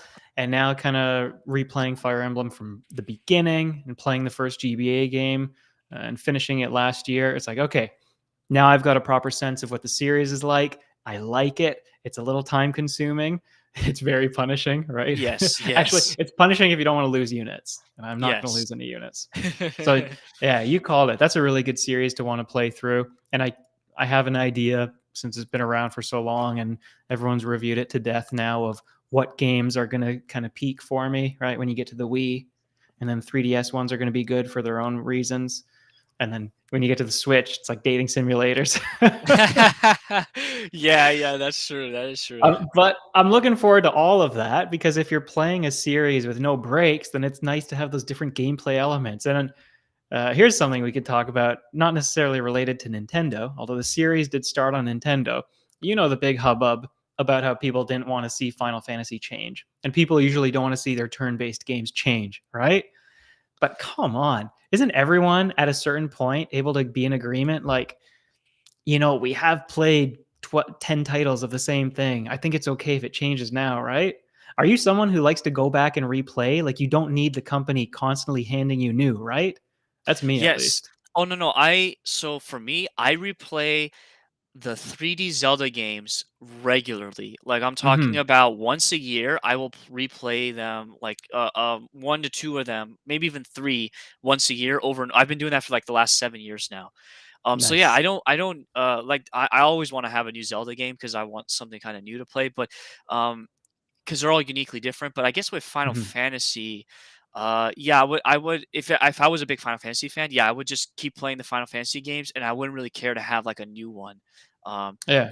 but for me, yeah, I definitely replay a lot of these old games. Yeah. I guess Well, if for they were to you, go under, if Nintendo were to like magically go under, and we were stuck with the games that we have now, I'm fine playing with them yeah, forever. So, yeah. And for you, it's Zelda. Like, I'm kind of with you, where because Zelda takes place with, in a 3D world and everything, it would be interesting to see. And like, God, they've gotten so imaginative with the newer games. It'd be interesting to see some of those open world concepts, perhaps scaled back into the traditional 3D gameplay. But with Final Fantasy is just always an interesting one to me, because if you want the spiritual successor of Final Fantasy, go play a Bravely Default or an Octopath Traveler. And oh if you yes, if you really long for just classic Final Fantasy, it's like, when was the last time that you replayed 1 or 2 or 3? that's Oh no, but those aren't the same. It's like, oh well, whatever. Some, true. I don't know. That's my opinion on it. Some people can't be pleased, and they only need new. And you know what's funny? They're the ones who complain about the company the most. So I'm surprised they haven't detached themselves from the company yet. Yeah, yeah. Yeah, I understand that. But then you also have the Yeah. opposite side of the spectrum where you have like old heads that only care about like the first two generation of the games and they don't care about anything else afterwards, or maybe like Yeah. nits and picks of things afterwards. So Yeah. if there is a new game that comes out that's really good, they still prefer like the old game, or they'll Yeah. say like like it should never have changed or whatever. So yeah, Nintendo fan, have you seen that sliding scale of like Nintendo fans? There's a No. meme What? of it. Okay, I'm gonna have to find it. I'll have to probably DM you like a day later or something because I gotta find where I saved it. But it's like you're either on one end or the other, and then there's like all these in betweens, and like you'll for sure find yourself on this like Yeah. spectrum. It's so funny. I like when people do that. They get every stereotype down, and you're like, oh yeah, that's me. Yes. That's the kind of gamer I am, or the kind of fan of that series that I am. Oh, actually, so what are you playing now? I guess we can Hmm. lead into that. What are you currently playing right now? I am currently playing. I'm trying to think of the Nintendo games. Okay, so I just put away Tears of the Kingdom again. I got even more Koroks. I had a little hunting spree on those at the start of January, and I put away WarioWare. Right, I went through tons of the mini games, and I got to try almost every mini game once. God, there's a lot, so good value in that game. And now, back in my little Switch carrying case, I have Kirby. It's like Superstars or Friend Stars or something. I'm so bad with titles. It's I've played like Switch. one world. It's the Switch one. That's the classic Kirby, not Uh, Forgotten Land. oh, it's the one that Something came before that. Stars, Yeah, I I know which think. one you're Yeah, talking about. Yeah, it was the first one on the Switch. Yeah, yeah, yeah. yeah. So I have that Kirby. I have the new and improved Link's Awakening. It looks beautiful. I love the look of that game, even if it's not my favorite game. It just, every time I turn it on, I'm just like, oh, this is nice. Um, Oh man, I wish I had it beside me actually, because there's like 6 games. Oh, Mario Kart 8. I want to like get the gold trophies for all 150 cc's or something, and it just that game hasn't done it for me. You want to talk about an old head? Oh man, I remember back in the day of the DS Mario Kart when you could snake around the course. Why'd they take out snaking, man? Yeah, yeah. Yeah. That's awesome. Yeah. But I basically have these games that I had started at one point and I played for up to an hour. And it's like, no, no, no, no, no. It's time to get those games that I just got my feet wet with. Like, let's actually finish them. New Pokemon Snap and Hyrule Warriors Age of Calamity. That's the collection. Okay. New Pokemon Snap is really beautiful to play. Hmm. Since you're a big Pokemon fan, you'll probably be sucked into it much more than I was. Only because I'm not like a huge Pokemon fan, but I did love the environments and the visuals. I played you Yeah. played the original one on the 64, of course. So Yeah. um, Yeah. We got the photos printed out at the Blockbuster kiosk. yes, yes, yes. So good. Um, oh yeah, I gotta mention this. When it comes to Mario Kart, Double Dash is like probably one of the best ones. Number one. I like Wii a lot because of the online, and also the controls are really tight as well. Hmm. With the motorcycle was broken in the Wii. I mean, it was like the best kart, but Double Dash just had like it was more difficult, I think, in my opinion, and it made it more challenging. Like the drifting is not as smooth as it is in later Hmm. games, but good one there, pop culture. I have to ask then, just while you guys are mentioning Mario Kart again, uh, does the Switch change anything for the worse for you guys who have played more titles than I have? Um, Actually, the Wii U version of Mario Kart 8 is terrible compared to the Switch version. So, for Okay. example, in the Wii U version, you can only hold one item at a time. There's no 3 levels of the drift stage. So you have like The your Sparks. yeah, Yeah. the sparks. So that was kind of annoying. And I think that was it. It was only those 2 problems. And I think there might have been one more. The Switch version Mm, fixes that, and like they added you can hold 2 items, you can have 3 levels yep. of drift, and then of course there's all of these tracks on the I mean, I think that's amazing on the Switch. There's like Yeah. so many tracks you can play now. So um yeah, I don't know about the guys in the chat can let you know, but um I thought the handheld Mario Karts were a lot of fun, like DS and Hmm. 3DS. Did you know the 3DS had a first person perspective?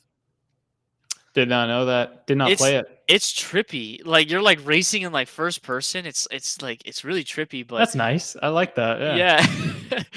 um yeah, so and then so you're oh, and Age of Calamity. Now, this is a little bit of a rough thing. I loved Hyrule Warriors, Me too. the first one. Yep. I like the definitive edition on the Switch is the best version. I initially Great game. liked Age of Calamity, but then I recently returned to the definitive edition, and I'm like, definitive edition is a better game Mm, for a couple reasons. The graphics are much better. I think they're sharper looking because like the Age of Calamity borrows from Breath of the Wild mhm. visuals, so there are times where you're playing Ah, Age of Calamity and the game struggles with the yeah. frame rate. Oh, that was in the tutorial mission. I Yeah, like maybe this is me not having the Switch Pro, whatever that one's called, but the old Switch OLED. model. Yeah. Now maybe that's the reason, but that's inexcusable. Like you cannot have a choppy tutorial mission chugging along just because somebody has the first Switch version. So that was Yeah. my experience with the game, and it immediately soured the experience. So I'm not much further than that, honestly. I've only done about 3 missions. With that, still that taste is still lingering in my mouth. Ugh. Oh no. I love the music in that game. I think the music is really impressive because Mm. they took small melodies in from Breath of the Wild and they just expanded upon them into these like battle themes. So I thought the music was good. I like the gameplay with the fire rod, the ice rod, and the lightning rod. I thought how you fight enemies that way was interesting. Um Oh, and then the one thing that it lacks for me is the characters you get to play as. I think the In definitive number edition. one? No, in Age of Oh, Calamity. okay. In two. Yeah, in two, I think all the side characters or the extra characters are not as interesting as the original. The Hyrule Warriors, the first one. Um, Hmm. I just because they all yeah, they all play differently, but Mhm. like there's nothing like they're all I don't know, they're boring to Impa's me. pretty nuts. Like, I've only got Yes, 3 or 4 yeah. characters, and Impa is her like have you played any MOBAs? No, not really, no. Okay. Usually, like, in MOBAs, a lot of the characters skill on Q, skill on W, E, and R, right? Mm. And every game has just this one character. Well, it's like, well, Q is actually if you press it 3 times, then you get this, and if you press W and then E, then you get to use this ability. Like, they're just nuts. Who concocted these? And when I play Impa, I get that feeling because I'm just doing these crazy constant air hovers and homing attacks. Yes, yeah, Did you yeah. did you get those combos going? Yes, yes, I know what you're talking about, Yeah. yeah. Um, yeah, they're So she like was cool. she's fun to play as. Link, of course, is fun to play as, Mhm. and there's one more, but I can't remember. But I just like I said, I loved it initially, but when I went back and played the first one, I was like, "Oh my gosh, the first one's Yeah. way better. Why did I stop playing it?" So, also the side Uh, content is much better in the first one, in my it's opinion. massive. It's The yeah, game is probably like 500 hours long if it's you a wanna thousand complete it all. hours. 1,000, there It's you a go. thousand hours. It's insane. Yeah. Um, so anyways, yeah, so I'm looking forward to if you do reviews on those games or if you talk about them Mhm, in a future video, like your thoughts on it. mhm. So, yeah. Oh, what about non-Nintendo games? I guess what are you playing? Okay, non-Nintendo, ooh, that's even worse than my Nintendo, started but not finished list 'cause all these little games on Steam, they look so enticing and appealing. Sometimes they don't hold your attention or you just wanna move on to the next. But, I don't know if you've noticed, I have this pattern of talking about puzzle games quite a bit. Yes, yes. You always talk about it. So, I've already cleared about 3 puzzle games, and one is as silly as just playing Wordle on PC. The letter matching game, kind of the letter finder. I mean, it Mm. counts, it's a video game. Um, but actual cool puzzle games, I played some on Switch. I don't know if you want me to go back for that, for mentioning unique puzzle games. And I closed Steam for performance tonight, so it's hard for me to recall right now, sorry. No, that's cool. Yeah, if you check out his top 50 games, I know there's a couple puzzle games in there, but recently I think it was in The games games you I were beat you beat. 2023. Yeah, you talked about a lot of puzzle games. So, yeah, you you do like talking about puzzle games. Hey, when you get really busy and I come home from work. It's like, okay, I got to take the dog out, which I'm not complaining about. It's just a fact. Love my dog, obviously, but I got to take the dog out. I got to see if there's anything left in the tank to get a workout in. And then I've got just X amount of time before having to go to bed, right? Yep, What can you play in that lobotomized state except for a puzzle game? that's true. That is true. I'm not a beat 'em up kind of guy, right? Otherwise, I think it'd be like beat 'em ups. Yeah. That's awesome. Yeah. For me right now, I already mentioned it. I'm playing through Zelda 2, playing through Mm, Oracle of Ages. I'm actually playing Hyrule Warriors with my wife. She really likes nice. playing the co-op. Yeah. And actually, if you play the co-op and the adventure mode, which is like the really big maps, it's much easier to get them like to cheese Yeah, it. they're kind of bite-sized missions too Yeah, in the yeah, yeah. adventure You mode. could you could do like a couple missions a night, and then you slowly chip away at this 1,000 hour game. So It's like putting together like 1,000-piece puzzle or something. basically, yeah, Yeah. basically. I'm also playing through. I need to finish it because I need to move on to another game. But I'm playing through Super Princess Peach, which was a DS Oh, title. yeah. I'm trying to finish it before the Princess Peach game comes out in March. So Mhm. um yeah, and then one more. Oh, and Mario RPG, of course. I gotta finish that game. I think I'm like a couple levels away from beating it. Good. Um, but then I for non-Nintendo games, I don't usually play a lot of non-Nintendo games, but I'm playing Jedi Survivor, Star Wars Jedi Survivor. Okay. Um, and games like that, because it's like kind of open world, it's a really big game. I want to play it through one time and then just put it to bed. And if I Yeah. really love the game and just the gameplay, I'll just go play it again just for the gameplay and not like collecting everything. So you So don't linger in the world at the end of the game if you really like it. You don't decide, "You know what? I'm gonna go for some of those achievements or something." I like to beat all the achievements before I beat the final boss. That's like how Oh, okay. yeah, that's how I play large games like that. So Nice. right now I'm slowly chipping away at at like getting the achievements, getting the collectibles as well. And then I'll Mhm. if I don't get all the achievements, but I get all the collectibles, then I'll go do the final boss. Especially if the game's like lingering on too long. So Mhm. um yeah, playing that game, and then Nosferatu. He wants me to keep playing Yakuza 0 because I actually bought it and I started playing it. It's a fun game. Yeah. It's definitely Yakuza 0 is the best way to experience Japan from like the comforts of your home.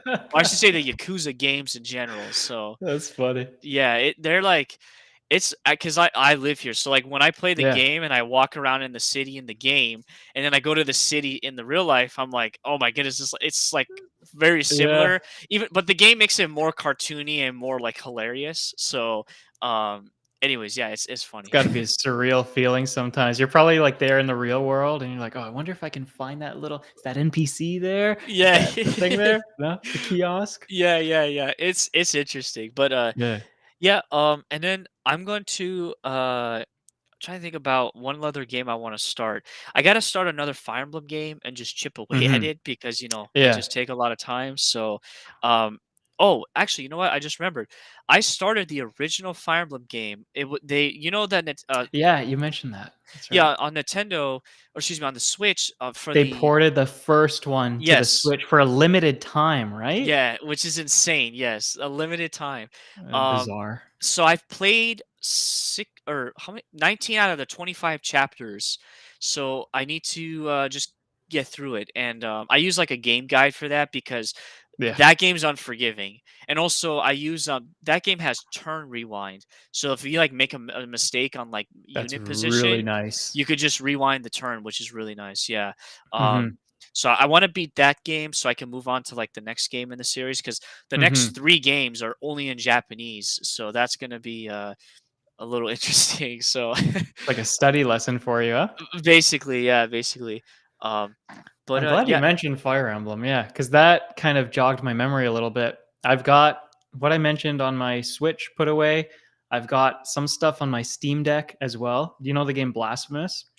that sounds familiar. That actually does sound familiar. Blasphemous has really beautiful pixel art, and it's this kind of religious inspired Metroidvania adventure, kind of like one of those modern day indie fusions of Metroidvania with the Souls like bosses, Mm, right? And it's one that hasn't hooked me entirely, but because I've had it going for a couple of years now, it's one that I want to beat this year. And aside from that, my Steam Deck is very good at playing Game Boy Advance games. oh yes, dude, that's So, that's that's hilarious. How like you're not the only one that's told me that. A lot of my friends yeah, that bought the Steam Deck, the very first thing they did is they turned it into like the ultimate Nintendo emulator. yeah. So, Yeah. it's funny because other people have complained, like, oh, like even though it can play GameCube, even though it can play this, I don't really like what it does with the aspect ratios. I've only played Game Boy Advance on it. It looks amazing. And so that's where I beat the first Fire Emblem. And I'm on Sacred Stones now.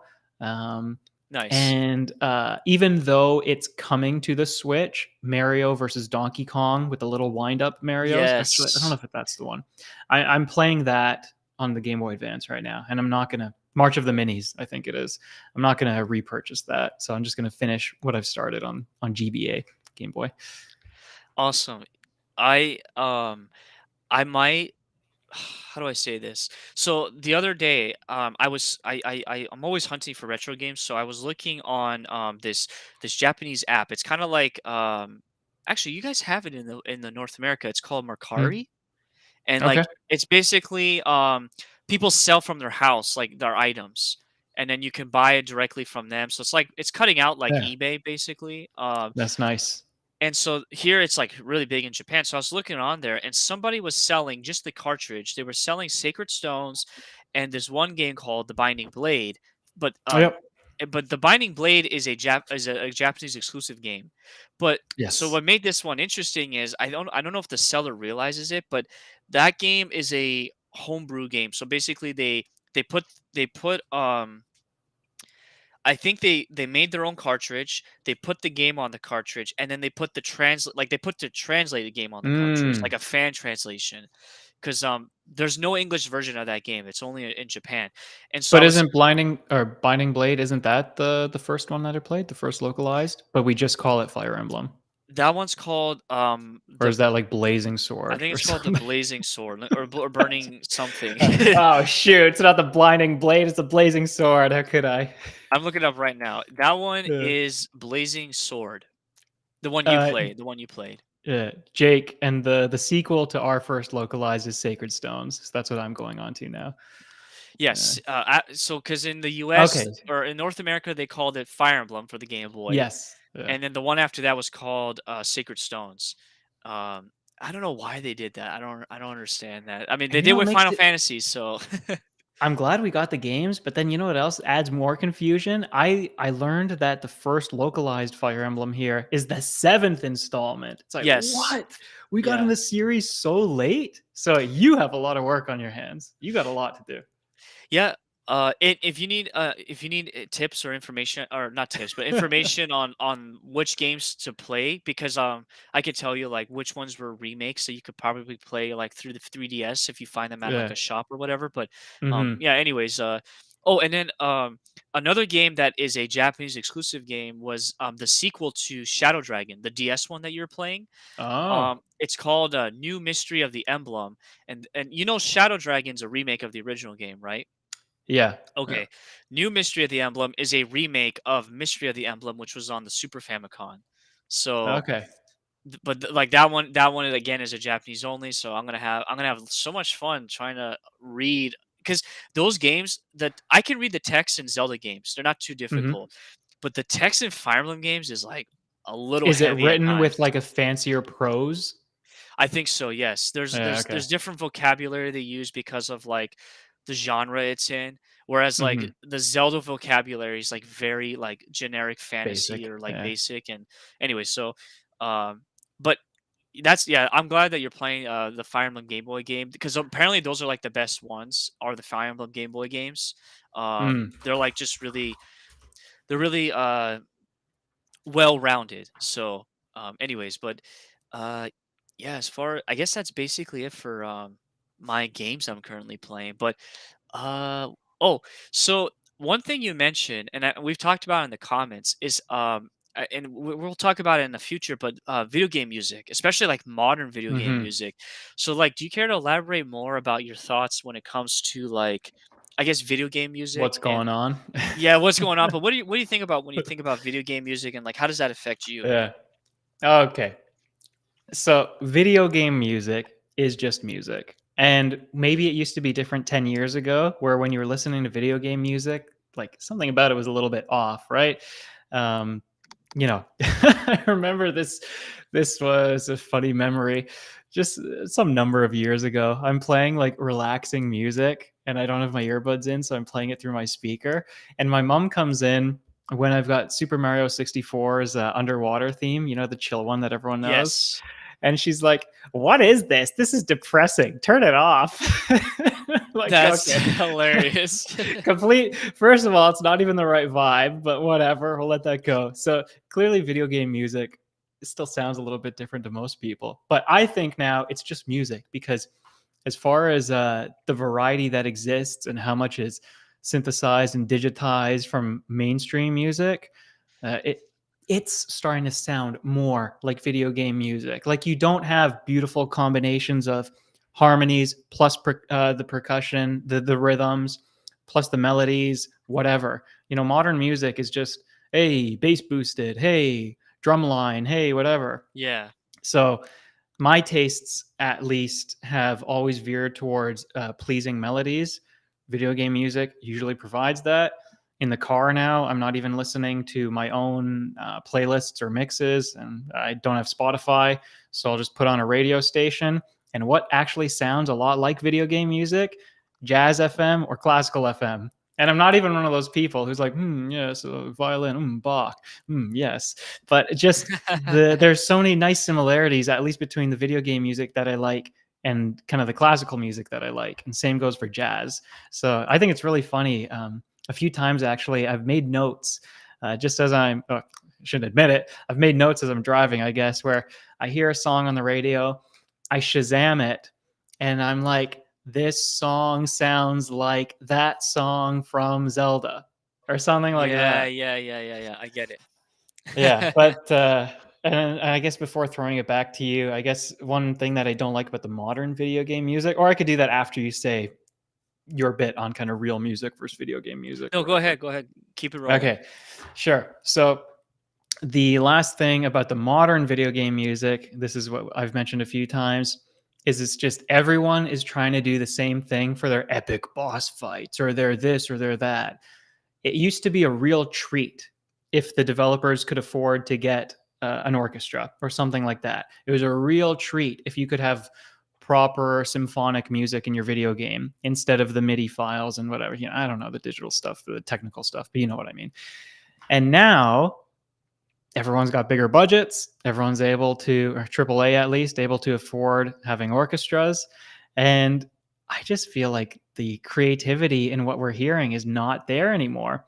And Dark Souls 1 had some songs that really blew me away. By the time we got to Dark Souls 3, it all kind of blended together. So I don't know if we need, at least for the AAA games or some of the Epic games, we need to shift away from some of the orchestral stuff for a little bit. But I don't really appreciate it anymore. And when I think of some of these great games that I played, Elden Ring, for example, what's my favorite song in Elden Ring and the most memorable song? The title music. It's Oh, not that's even a great. song from in the game. That's awesome. It's the title music. And like, yeah, it's amazing. It is one of the best themes of all time. But I think that speaks really poorly about the rest of the game. So that's kind You of know, where I am. that is actually that is a very good thing to point out because when it when I want to listen to video game music, unless it's okay, sorry, more often than not, I will go back to anything that's GameCube and older Mm, because it's not going to be like fully or heavily orchestrated. It's going to be more the electronic sounds or and mhm. whatever. Um, but if I am in a very specific mood, I will go listen to like a Zelda album that's been reorchestrated because it Yeah. sounds perfect. Like it sounds Yeah. amazing with it being reorchestrated. And same with like Xenoblade. I like the music in Xenoblade. Um, even though like a lot of it is orchestrated or whatnot, but yeah, it's hard for me to sit down and be like, you know what, I played Shadow of the Colossus. I'm gonna get roasted for this. Yeah. I played Shadow of the It's Colossus, okay. and then like yeah, the music was fun when like you hear it, through like 5% of the gameplay. Yeah. But I don't sit down and think like I'm gonna go listen to it again on like Spotify or Mhm. wherever I can find it. It doesn't like hit me like that versus like the old music, like Zelda 2's music, because I think Zelda 2's music is like really good, and or Mhm. even old Castlevania music. Mhm. Actually, a perfect example is I forgot to mention this. I'm actually playing Symphony of the Night, and that game has like blown me away. I couldn't grow up with it because I didn't have a PlayStation growing up, and so playing it now. So now I've caught myself listening to the album like outside of my normal like gameplay time, That's because the awesome. music in that game is so radically different. Like every track just sounds completely different, but it's like entertaining, and you're like, oh, I remember like this level, or I remember this level, or I remember what bosses were, or like bad guys were in this level, and that music has a lot of like real instruments. You have piano, you have orchestra, or not orchestra, you have harpsichord, you have violins, but they mix in like electronic sounds and whatnot, and it makes it like I don't know more interesting than like Unique at least, unique. right? Yeah, When yeah. you said GameCube and older, one thing that I thought of, like, aside from some of the outliers, like Genesis, when you hear a Genesis game, it's always, "Oh, that's from Genesis." You know it because of the sound chip, Yeah, sound right? chip. Yep. But the games back then, and I don't know if it was more care, more effort to make a game stand out, but it really does feel like, yes, that is Donkey Kong. Yes, that is Castlevania. And I'm not saying this as somebody who's just nostalgic for those series, because I'm nodding my head there as you're talking about Castlevania, never having played a Castlevania game. And yet I hear some of those themes, and I've only ever heard them on my own in like Super Smash Brothers. And yet when they pop up in a music compilation on YouTube, oh yeah, there's Castlevania. That is sick. The style, like a little bit of kind of, I don't know, some songs might be like a progressive rock Yeah. meets the synths or something, right? Yes. Because I think we always associate, and this is what they're really good at, right? We associate in the West Dracula with kind of a synthy organ sound. Dun-dun-dun, dun-dun-dun-dun. Yes. So they just have to take something like sounds like that, put that in Castlevania, and that becomes memorable. A lot of the series and the games that come out these days, I don't know if they have that. They're just like not tapping into the genius aspect of the music, maybe. And that's why you have legends like Koji Kondo or Hmm. Nobueto. I My don't two remember. favorites, Yeah, Uematsu. yeah, like they knew how to write music for the genre of the game that they were working on, Yeah. and that's just like a lost talent that we don't see. Um, yeah, it's yeah, it's sometimes I will say sometimes I go listen to Wii music because a lot of the Wii music, depending on the game, is It's still like nice. goofy and like fun. Yeah. But yeah, after that, I'm trying to think, for example, like Switch. Um, Super Mario Odyssey had a lot of good tracks, but I don't find myself listening to it that often. I like Yeah. Breath of the Wild's music. I thought Tears of the Kingdom really didn't do a whole lot more, which kind of disappointed me a little bit. Um, once they release an official album, I'm gonna buy it and listen to it and see like if there is any Hmm. differences. But What did you miss, maybe? yeah, but like Fire Emblem Engage, I thought now that I think about it, there's nothing I can remember musically that I thought was interesting. Like the battle music was fun, but like it doesn't pull me back. The only music I can really remember is like Xenoblade and Xenoblade Chronicles 3. Like Mm. those or Xenoblade 3, I should say. That music, I'll have like a hankering for it and I'll come back and listen to it. But yeah, it's weird. I don't know. I like you said, a lot of this like modern gaming music just all sounds the same and like it just there's nothing unique about it. It's all orchestral, um, generic. So Yeah. yeah. And I think this is what somebody else pointed out to me, and I didn't necessarily agree with it too much, but you mentioning it, you mentioning your points makes me think of it. There's maybe a little too much emphasis on capturing the right atmosphere or the right mood when you're playing. So they go a little too heavily into silence. They go a little too heavy into ambience. Right. Like even Odyssey, when you're in the desert at night, and I think it's like still frozen or something, it's really quiet. Right? It's like, Yeah. okay, I get it. Yeah, it matches. Like everything's kind of been turned off because everything's frozen in this level. But I don't know. Can you have a Mario game that gets you excited without the music that's blaring?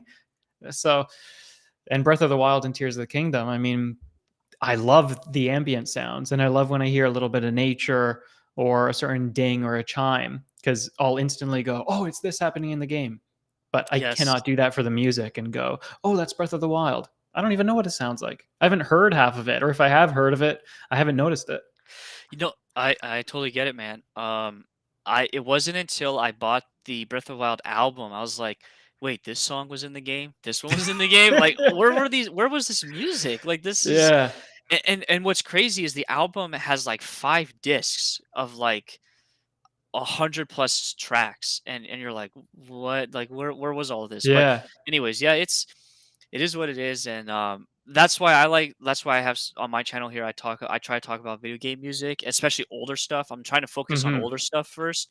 um but anyways yeah I liked that was an interesting comment you made. I think I commented on your video or no, you commented on mine and we talked about it, about like just modern video game music just doesn't um it's yeah, it's what happened is back in the day, these guys worked within a very limited box when it came to their Hmm. music because they had like specific sounds they can only make. And now, like you said, there's the bigger production, full orchestration. There's like no limit per se on like what they can make. So like they just they just make everything sound like similar or whatever. And it's like Yeah.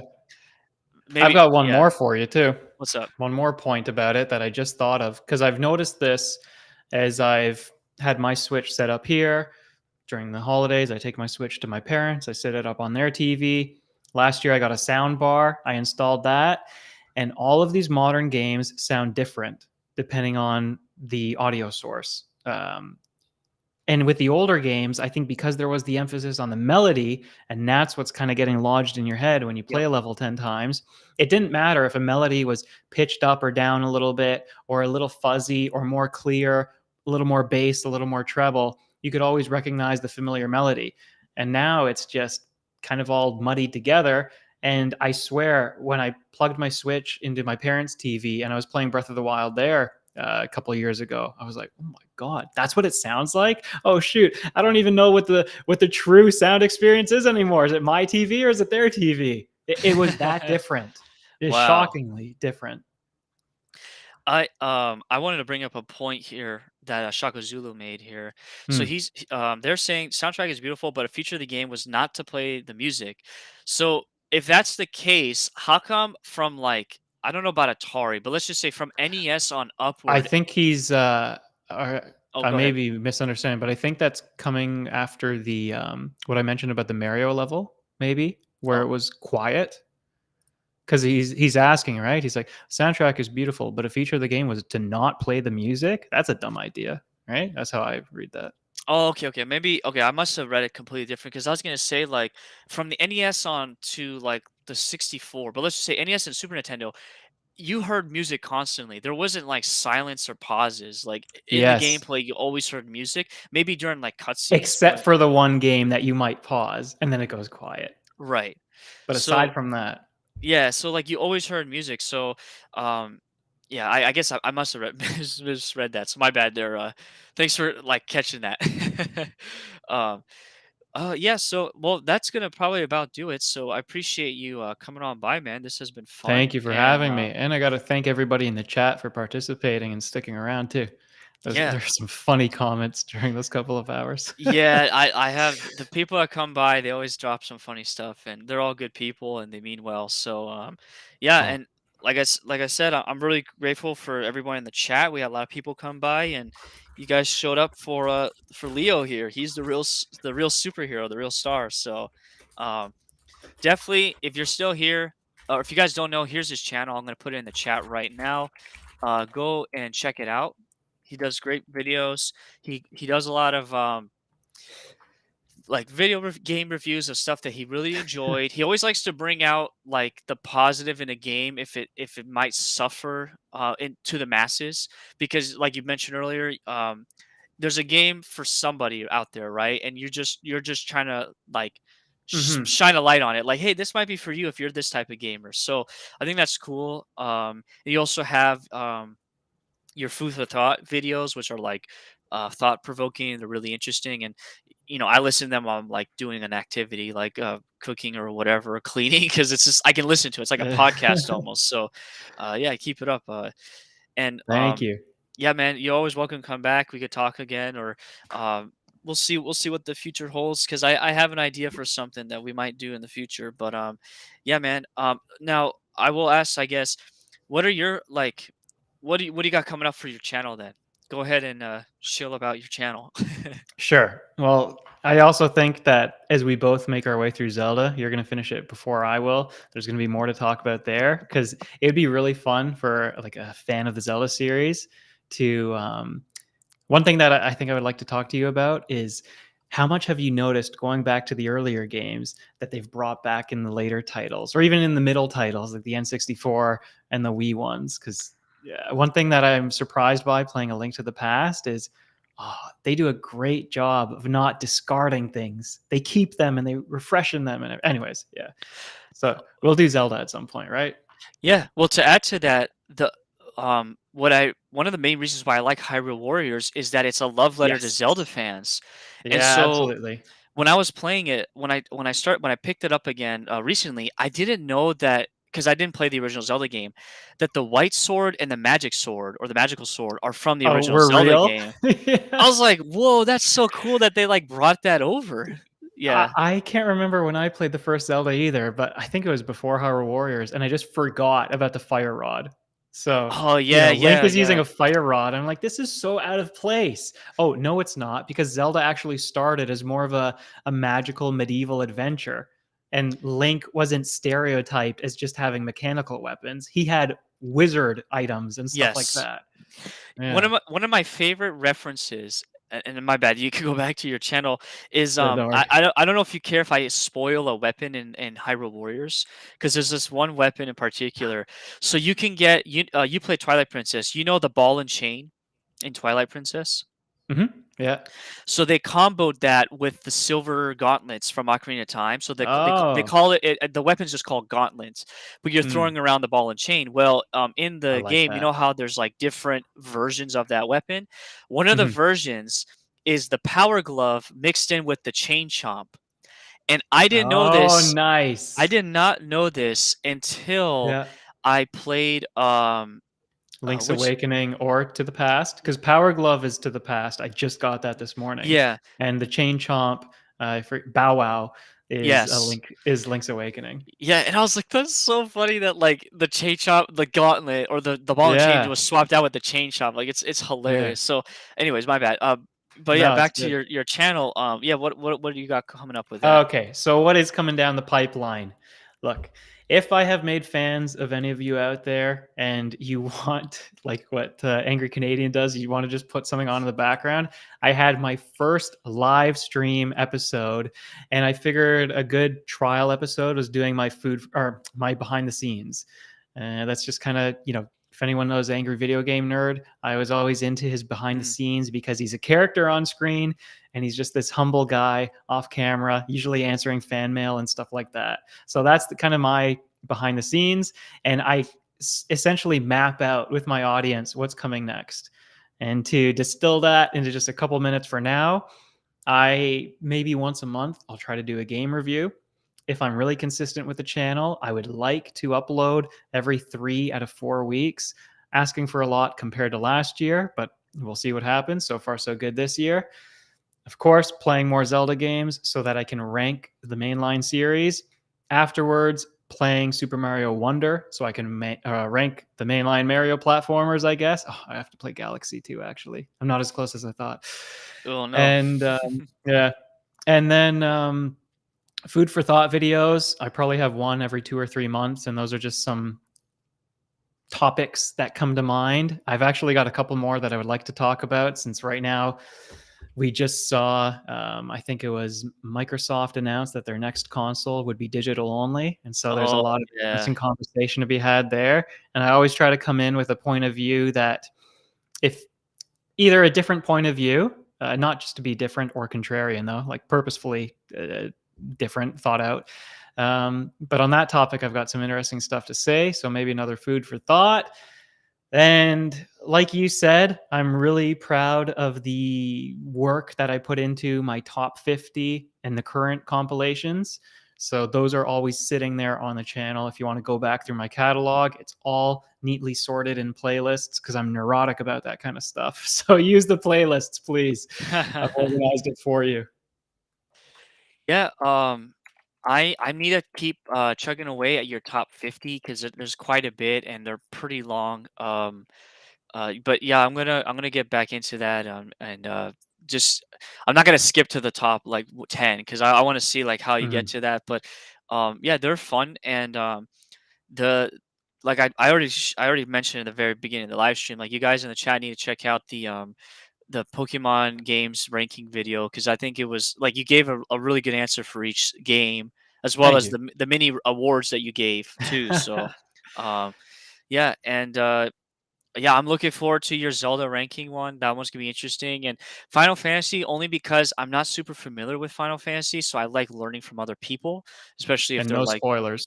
yeah, that's perfect, cool.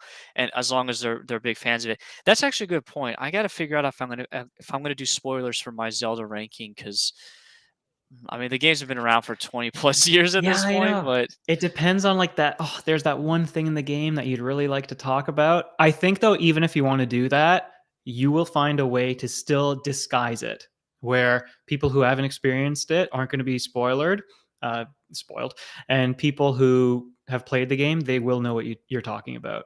I'm sure you can pull it off. okay, You'll do okay. Nice. Um, no, I don't hate Final Fantasy, Brian. it. I've played 7 remake and I really like the remake. But I have also played a little bit of the original 7 and Mm, it was fun. But um yeah, they're just I don't know, I'm more into the Fire Emblem aspect of it, but yeah. I don't know, it is what it is. You're gonna Um like remake part two.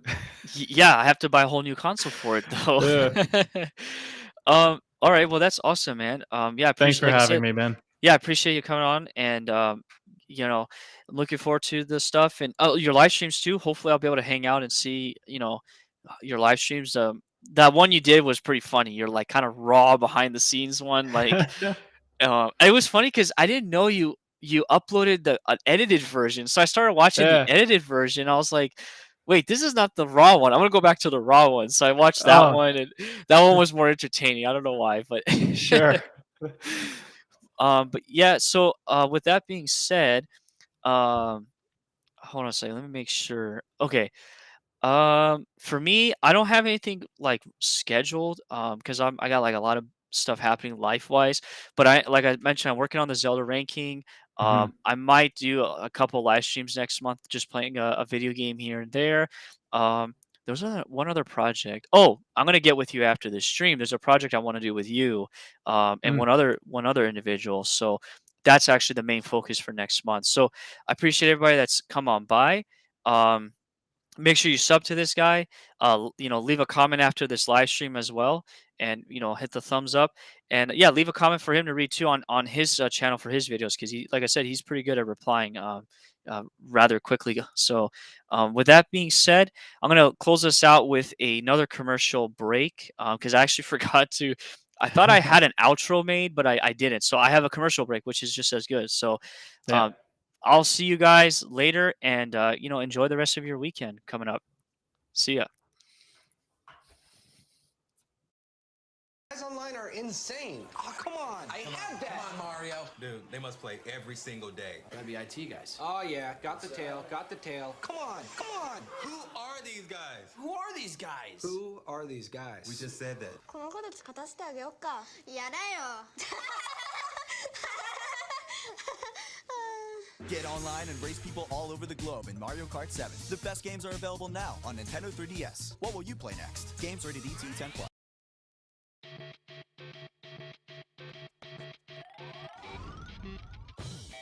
Welcome to a new way to play Mario, where stunning 3D worlds await, and you can do the impossible. You can play inside Mario's world in 3D. Now on Nintendo 3DS, Super Mario 3D Land, rated E for everyone. Simple question. Will you be the hero of time? Are you ready to save Princess Zelda in 3D? Be prepared. Watch out. Things around you. Things will be changing. Welcome back, old friend.